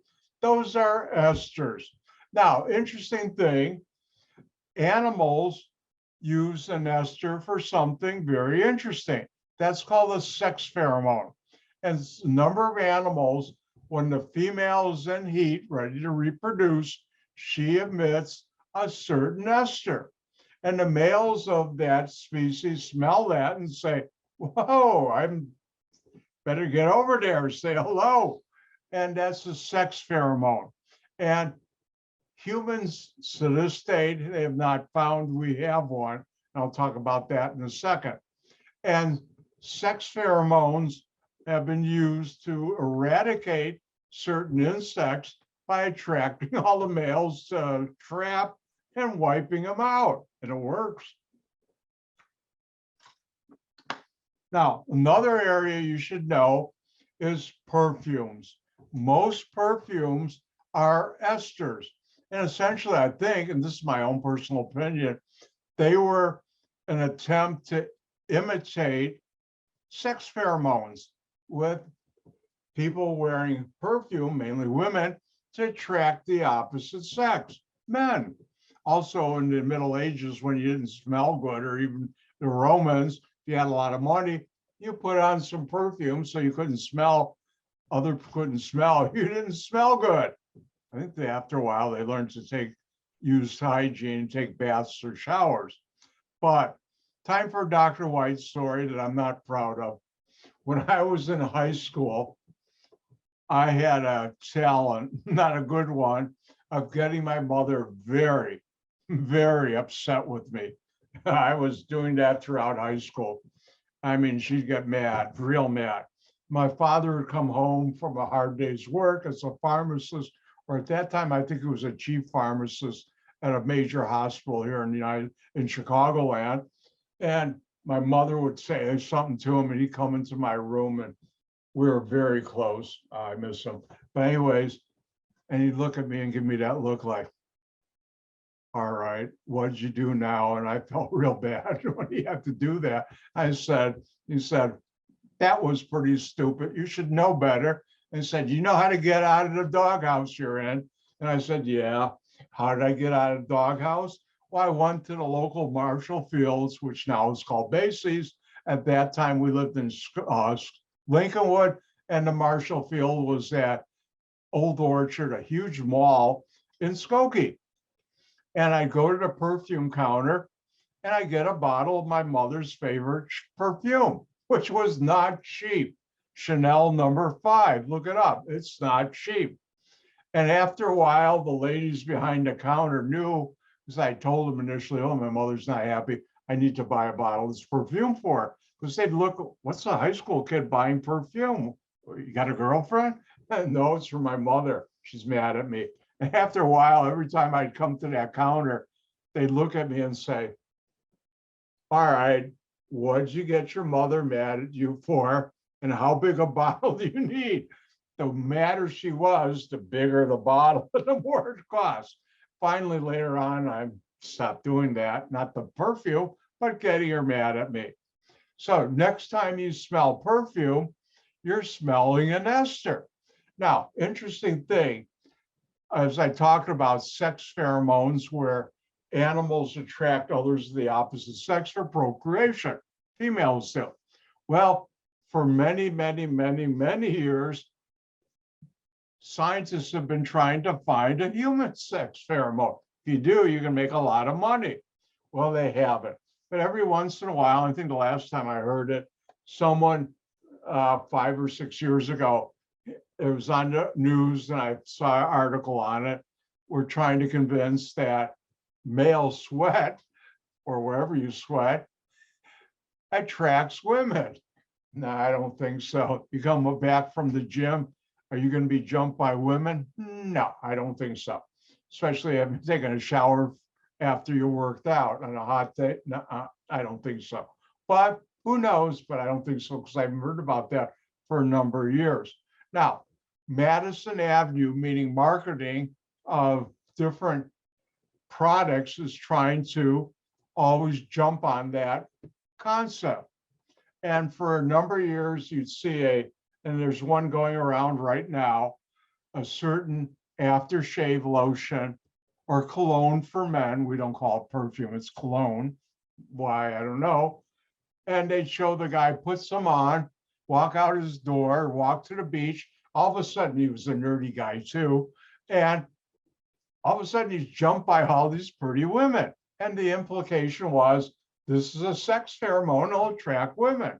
And for a while, when I was in college, it was called canoe. And they say, do you canoe? And now, if you looked on TV and they have variations of it, Axe products, and the guy puts it on, all of a sudden he's jumped by a pretty girl. And I don't think so. But it'd be nice. All right, let's move on to talk about esters. Remember, next time you smell a flower, taste certain vegetables, or eat certain fruits, what you're smelling and tasting, you should know that's an ester. Switches off. If I'm giving you a headache, aspirin has both an ester and a carboxylic acid in it. How that eliminates pain, I have no idea. I'm an organic chemist. I know how to make it, but not how it interacts in your body. Now, how do you make an ester? Switches on, full blast. And this is named after the great German chemist. And this alone would be a lifetime achievement, but he did so much more I'll talk about in the field of carbohydrates and sugars.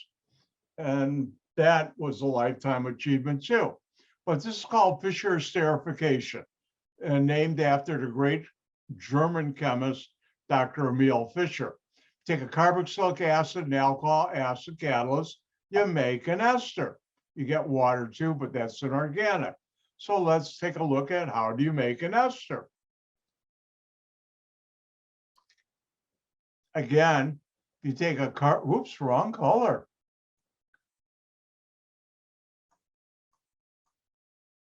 You take a carboxylic acid plus an alcohol acid catalyst, you make an ester. This is replaced with this. The carbon with the hydroxyl group is the carbon this oxygen is bonded to. The carbon in the alcohol with the hydroxyl group is the carbon that this oxygen in the ester is bonded to.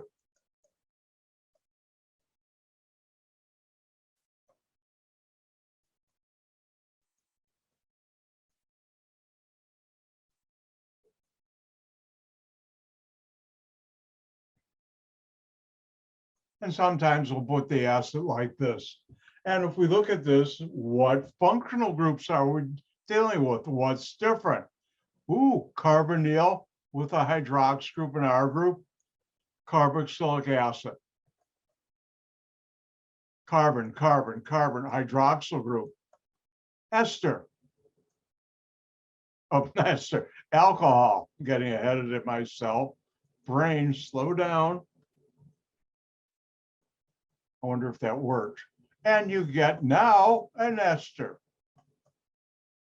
So what's our? This. What's our prime? This.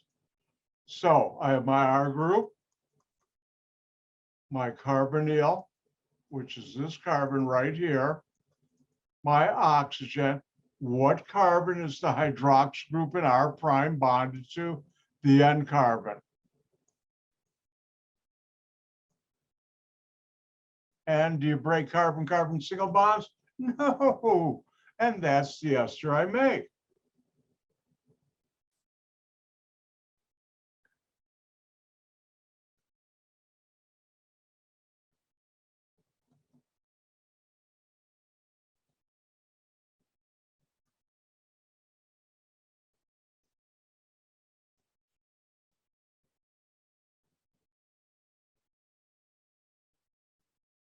And it's your turn to have fun with this reaction. So what would be the product or products for the following?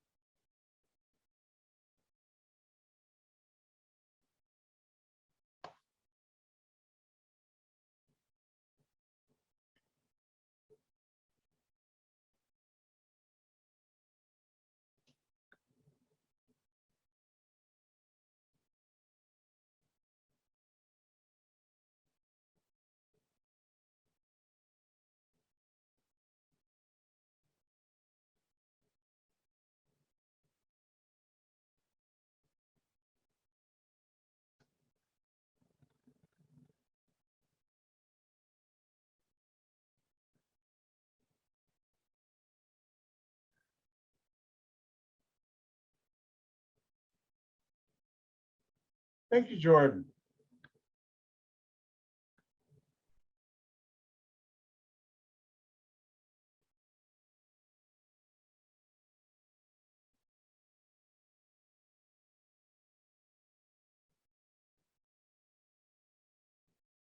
Thank you, Jimmy. Let's take a look at this. What's different right here? Ooh, oxygen there. What's not carbon? What's not hydrogen? And a carbonyl, carbon double bond oxygen. That same carbon has OH group on it. What's carbons here? That's a carboxylic acid. Ooh, what's different here? Oxygen with a hydrogen on a carbon. That's an alcohol, an acid catalyst. And what do you get? An ester. And the carbon with the hydroxyl group in R prime will be the carbon oxygen, no R prime is bonded to. So what's R? Those three carbons. What's R prime? Isopropyl. So keep your eye on the carbonyl carbon. What's attached to it? These three carbons are attached to it. Oxygen, and the R prime is isopropyl. There are 4 bonds to carbon. Away I go.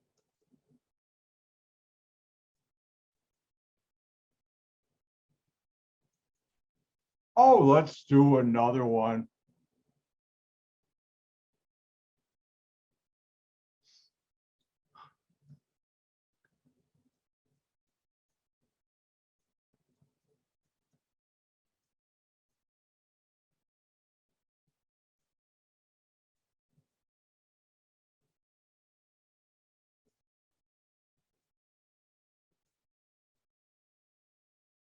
And here's another one for you to have fun with. Enjoy. Give the organic product or products for following reaction.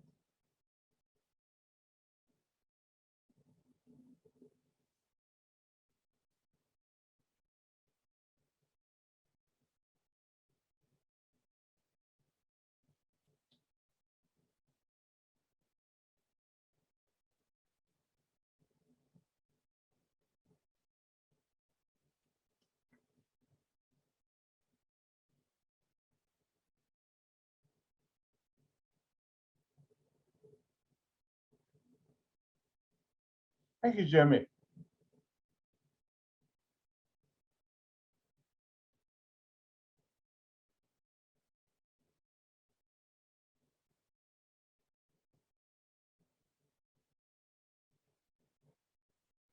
Thank you.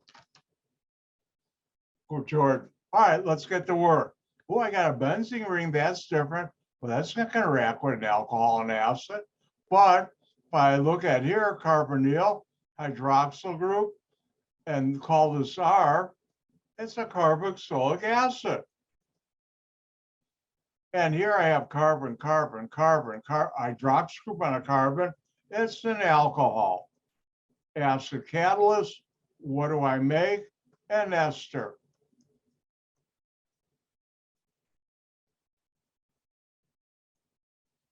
Keep your eye on the carbonyl carbon. What's attached to it?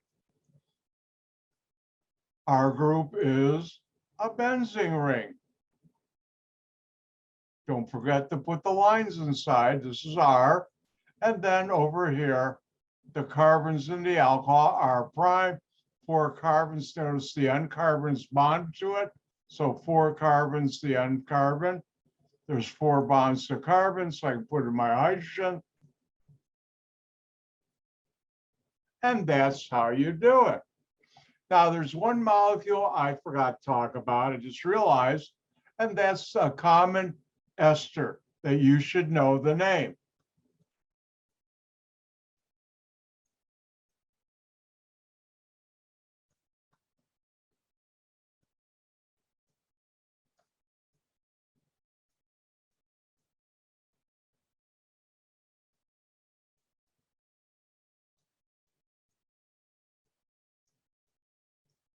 Now, this is named R prime ethyl.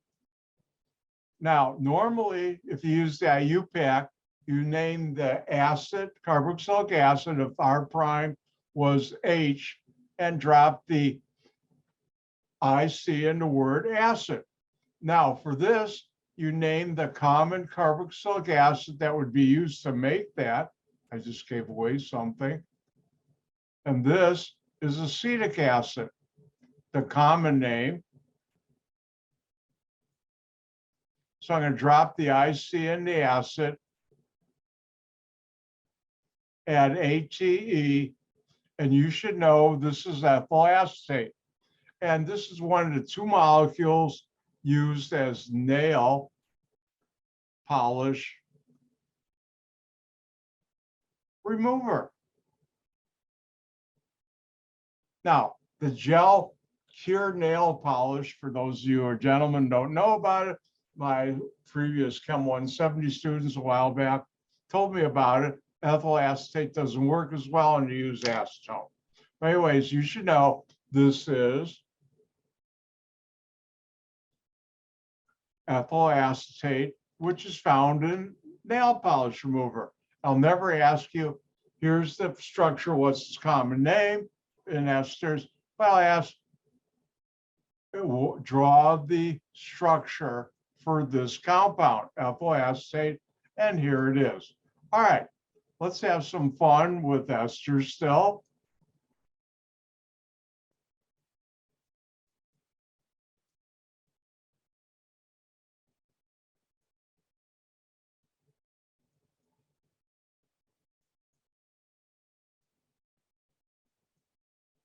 And what 2 things would you react together to make that ester, otherwise known as a synthesis problem?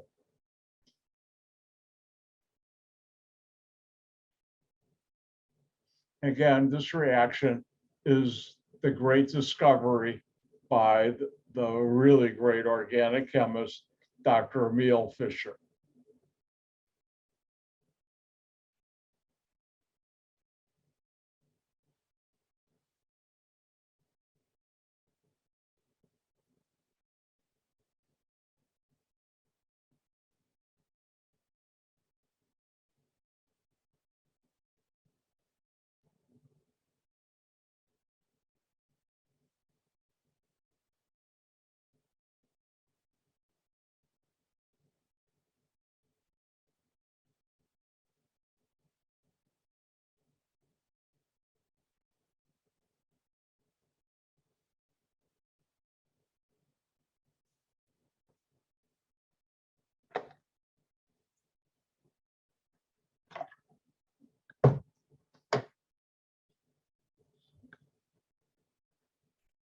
Thank you, Jim.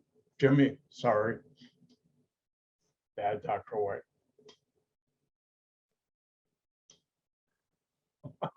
You like that, Jordan? Do people call you Jordy? Nah, I don't like my last name with a Y, so I won't inflict that on you. All right, let's get to work. How do we know what to make? Two things to react to make this compound. What is different? Ooh, carbons. Ooh, carbonyl, oxygen, more carbons. I'll call R prime. It's an ester. And how do we make an ester? Acid catalyst. And what do you start with? A carboxylic acid plus an alcohol. And now I'll call this R prime, not the oxygen, this is the carbons, and this R. And if I do that, my carboxylic acid, 3 carbons, carbonyl, OH. I'll put in the hydrogens, my R prime, 1 carbon, and OH.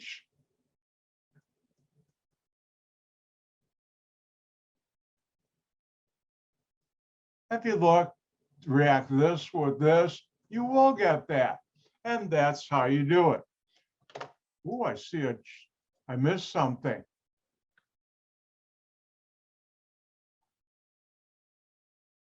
All right. So those will all get your attention. So I can call you anything I want, but late for dinner? That's an old joke. All right, let's move on. Now, once you have switches off totally, you can have cyclic esters. They're called lactones. They're made from hydroxy acids. Switches off, click. All right, now, once you have esters, what can you do with it? Well, the first one is acid hydrolysis of an ester. If you take an ester, react it with acid and water, you'll get back the carboxylic acid and the alcohol you would have used to make that ester. Again, if you start with an ester, react with acid and water, and you'll get back the carboxylic acid plus the alcohol. You break it back down to what you started with an ester. Now, quick question, and I've asked this before, but where right now can you find acid and water wherever you are right now? Your stomach. And this is the reaction we're going to come back to, because that's how your stomach, and I think it's one of your intestines, I forgot which, breaks down fats and oils.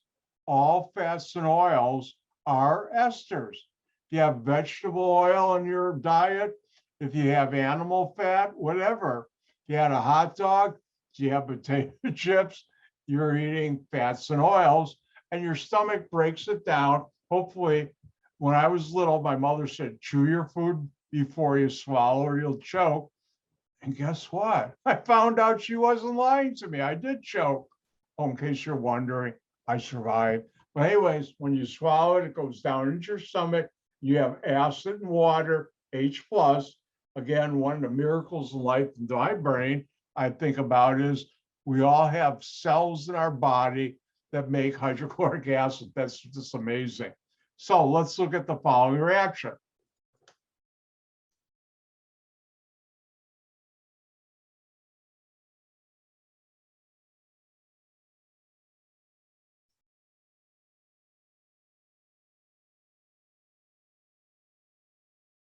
If we look at this, we have an ester reacted with acid. And you know H2O is water. I don't have to write that down. I hope I don't. And what you get back is the carboxylic acid plus the alcohol you would have used to make that ester. The carbon in R prime with the oxygen will be the carbon with the hydrox group and the alcohol.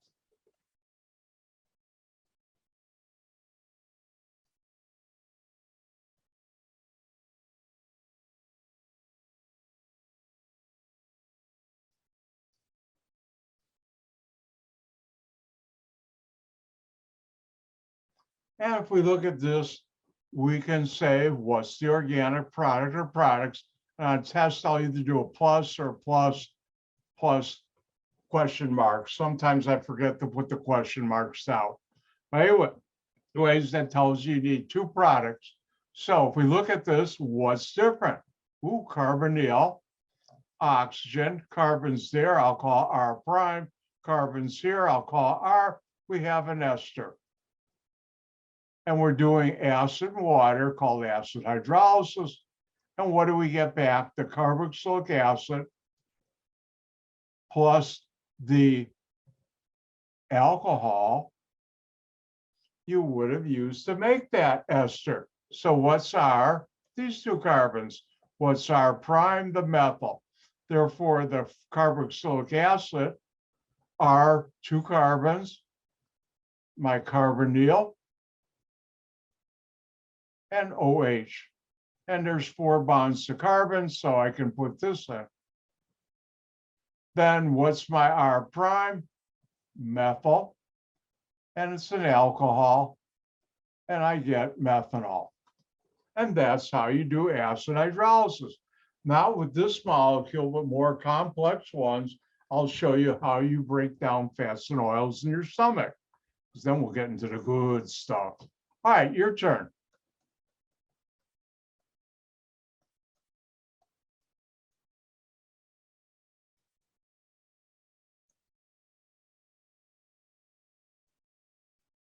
And there you go. Oops, almost forgot.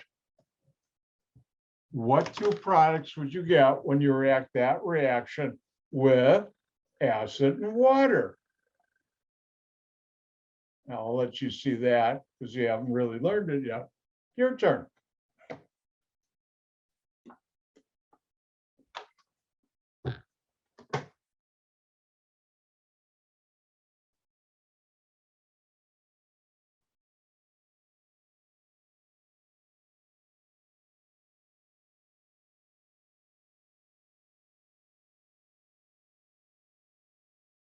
Remember, keep up.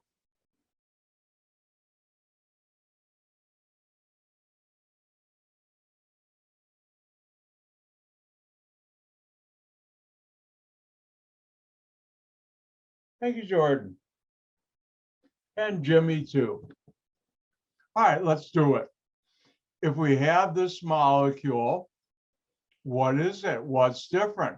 Carbonyl, right here, oxygen there, carbonyl, oxygen to carbonyl. Remember, carbonyl, carbon, double bonds, oxygen. I have carbons here. I'll call this R prime. I have carbons here. I'll call that R. And this is an ester. And if we react it with acid, H plus, and water, which we did, we'll get back the carboxylic acid plus the alcohol you would have used to make that ester. So what's our methyl? What's our prime ethyl? So our carboxylic acid is acetic acid. Our alcohol is ethanol. Anybody see the relevance or importance of that reaction?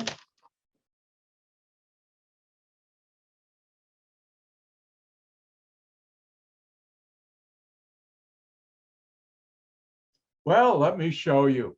If you are ever trapped on a desert island and you needed some vinegar to make your salad dressing, oil vinaigrette, and you also wanted a good stiff drink, and all you had was nail polish remover, ethyl acetate,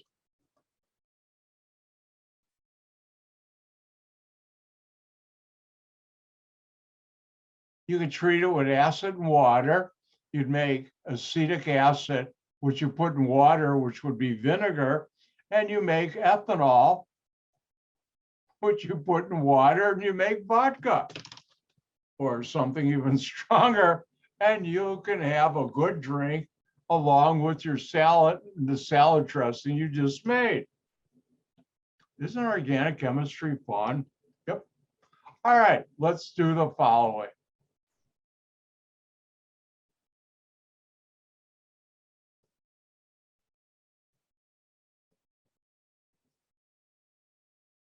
And this is a cyclohexane ring, not a benzene ring. I didn't forget to put anything inside.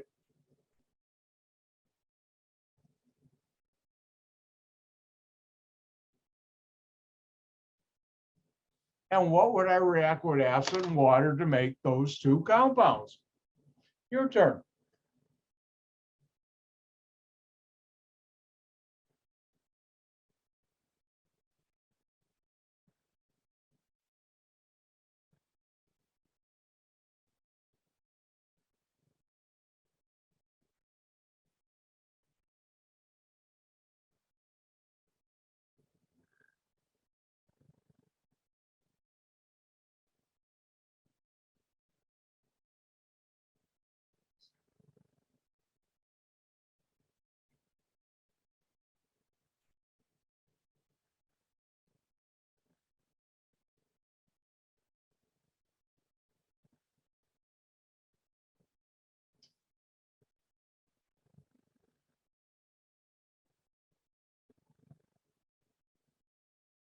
Thank you, Jimmy.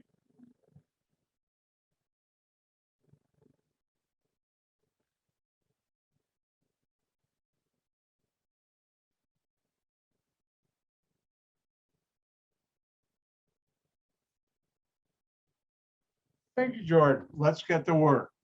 We come here and look at what products are we making, what functional group, otherwise saying what's different.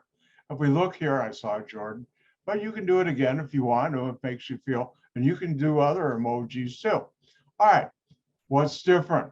Ooh, oxygen here and here. Got a carbonyl hydroxyl group, we got a carbon ring, which I'll call R. Carbon, carbon, ooh, carbon with the hydroxyl group. This is an alcohol. And what do we react with acid and water to make a carboxylic acid and alcohol? And the answer is an ester. And now, what's our cyclohexane ring? What's our prime? Isopropyl. So I'll have my cyclohexane ring, carbonyl, oxygen. Which carbon has the hydroxyl group? The center one, that's the one bonded here. And you'd make that molecule. And that's Fischer esterification. It's used to make many esters, and we'll do a lab, but have you ever seen on a box or some product, they say artificial flavors? Well, if it's something that tastes like a fruit or vegetable, they probably made an ester in a plant. They didn't go out and extract it from the fruits or vegetables. And that's what they mean by artificial flavors. A lot of them are esters, not all of them. How do you make an ester? Carboxylic acid and alcohol, acid catalyst. Now, you saw how you can react an ester with acid and water. What about a key reaction called saponification of an ester? Now, this is a key organic reaction. Oh, Dr. White, you say they're all key. Well, this one's really key, big time. And why? Because for many eons, this is how our ancestors made soap. And later in the semester, I'll teach you how soap works. That's organic chemistry. Yes, it is. So let's look at this reaction.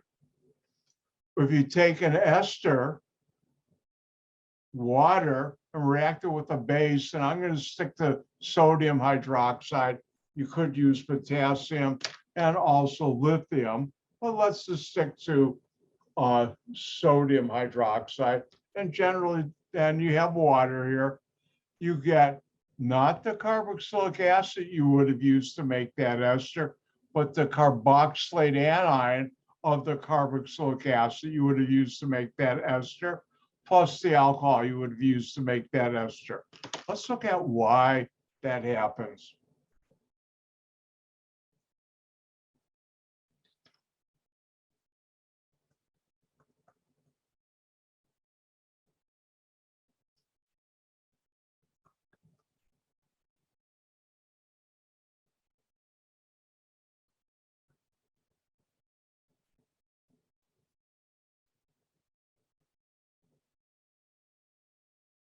Now, this is a general overall reaction.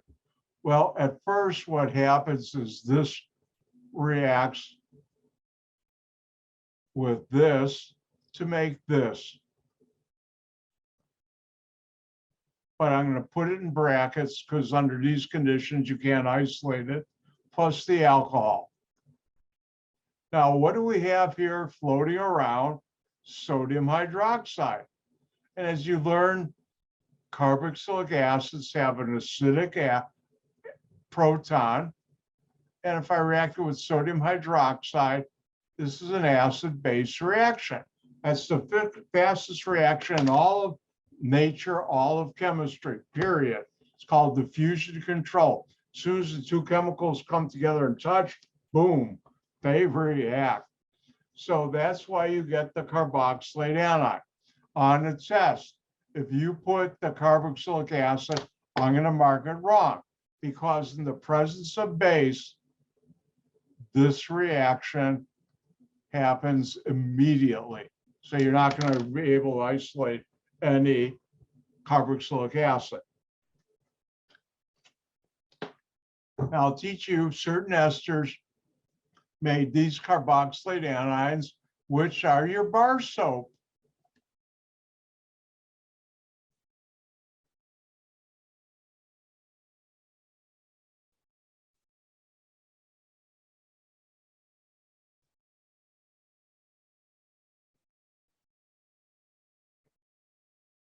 And if we look at the following reaction, what is it? What products do you get? And I'd put it like this, because you get two.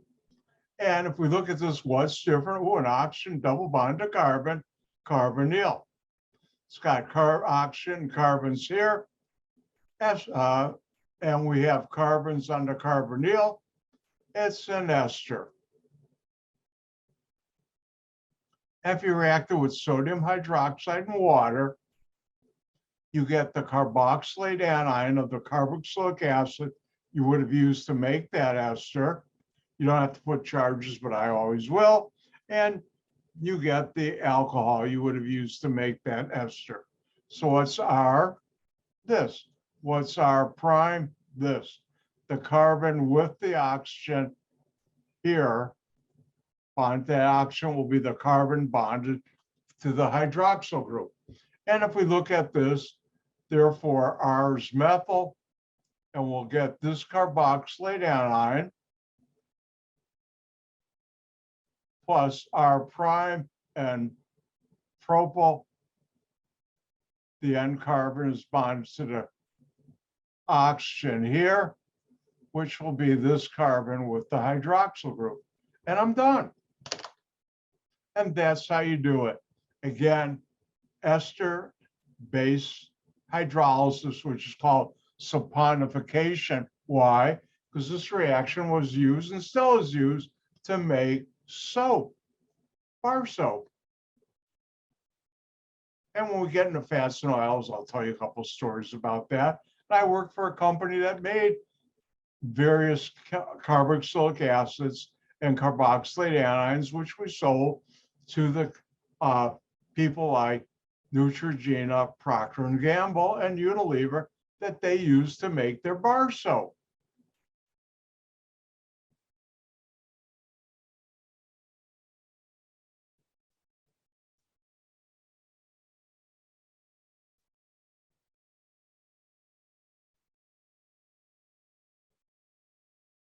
And it's your turn to have fun. Ooh, I keep on forgetting to do this. Every semester I do that. And there you go.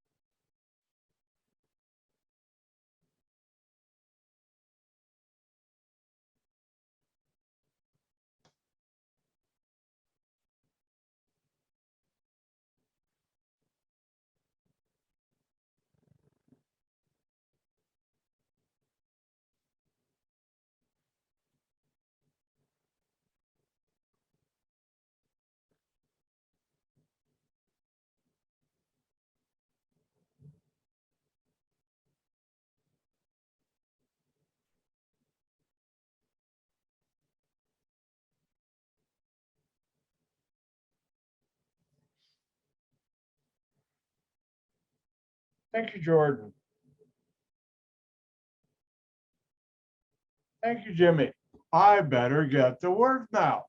If we look at the starting material, this right here, what's different? Oxygen. Remember, look what's not carbon, what's not hydrogen. Should get your attention like this. Hey, and oh, I've got an oxygen here and one here. The one here is double bond is carbon, and that same carbon has the oxygen. On this oxygen right here, I have carbons I'll call R prime. To my carbonyl carbon, I have carbons I'll call, let's clean that up.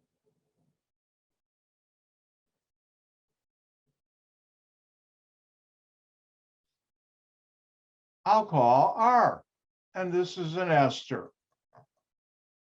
And if you react it with sodium hydroxide and water, which we call saponification of an ester, you get back not the carboxylic acid, but the carboxylate anion of the carboxylic acid you would have used to make this ester, plus the alcohol you would have used to make that ester.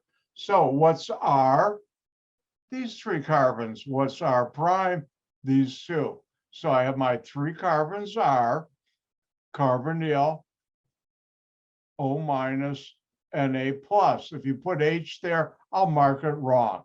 And then the second one is R prime, CH3, CH2, OH. And that's, and over here, oh, I forgot the hydrogens. There they are, and you're done. And you make that carboxylate anion and that alcohol. And the carboxylate anion is the carboxylate anion of the carboxylic acid you would have used to make that ester. If I look at the clock, our time's almost gone. Wow, where did this afternoon go? Time flies when you're having fun with esters and other things. Well, with that, let me remind you, tomorrow after the lecture and lab, I'll send out an email. You should know how to get to your student email with the password for the password protected PDF file for test 2, which is now on D2L for you to download. And then you'll have until Friday morning, 11 a.m. to take test number 2. Take an hour, hour and a half. If you, that's not, that doesn't include scanning it, take a picture and uploading. Just when you're taking the test, take about an hour and a half. If you shouldn't need it, but hey, it's summertime. I'm being nice. I'm also nice in the fall and winter too, but and with that, I'm done. Don't, if you need help, come to my office hour tonight from 6 to 7:30 on my office hour Zoom channel. And don't forget, I'll be posting today's video soon. In a couple hours, it'll be up on YouTube. And with that, I'll say, Gang gesund, goodbye. I'll see you either tomorrow or, you're welcome, Jordan, and you're welcome, Jimmy, tomorrow, or I'll see you today later in my office hour. Gang gesund, bye. I stole that from Granny and the Beverly Hillbillies.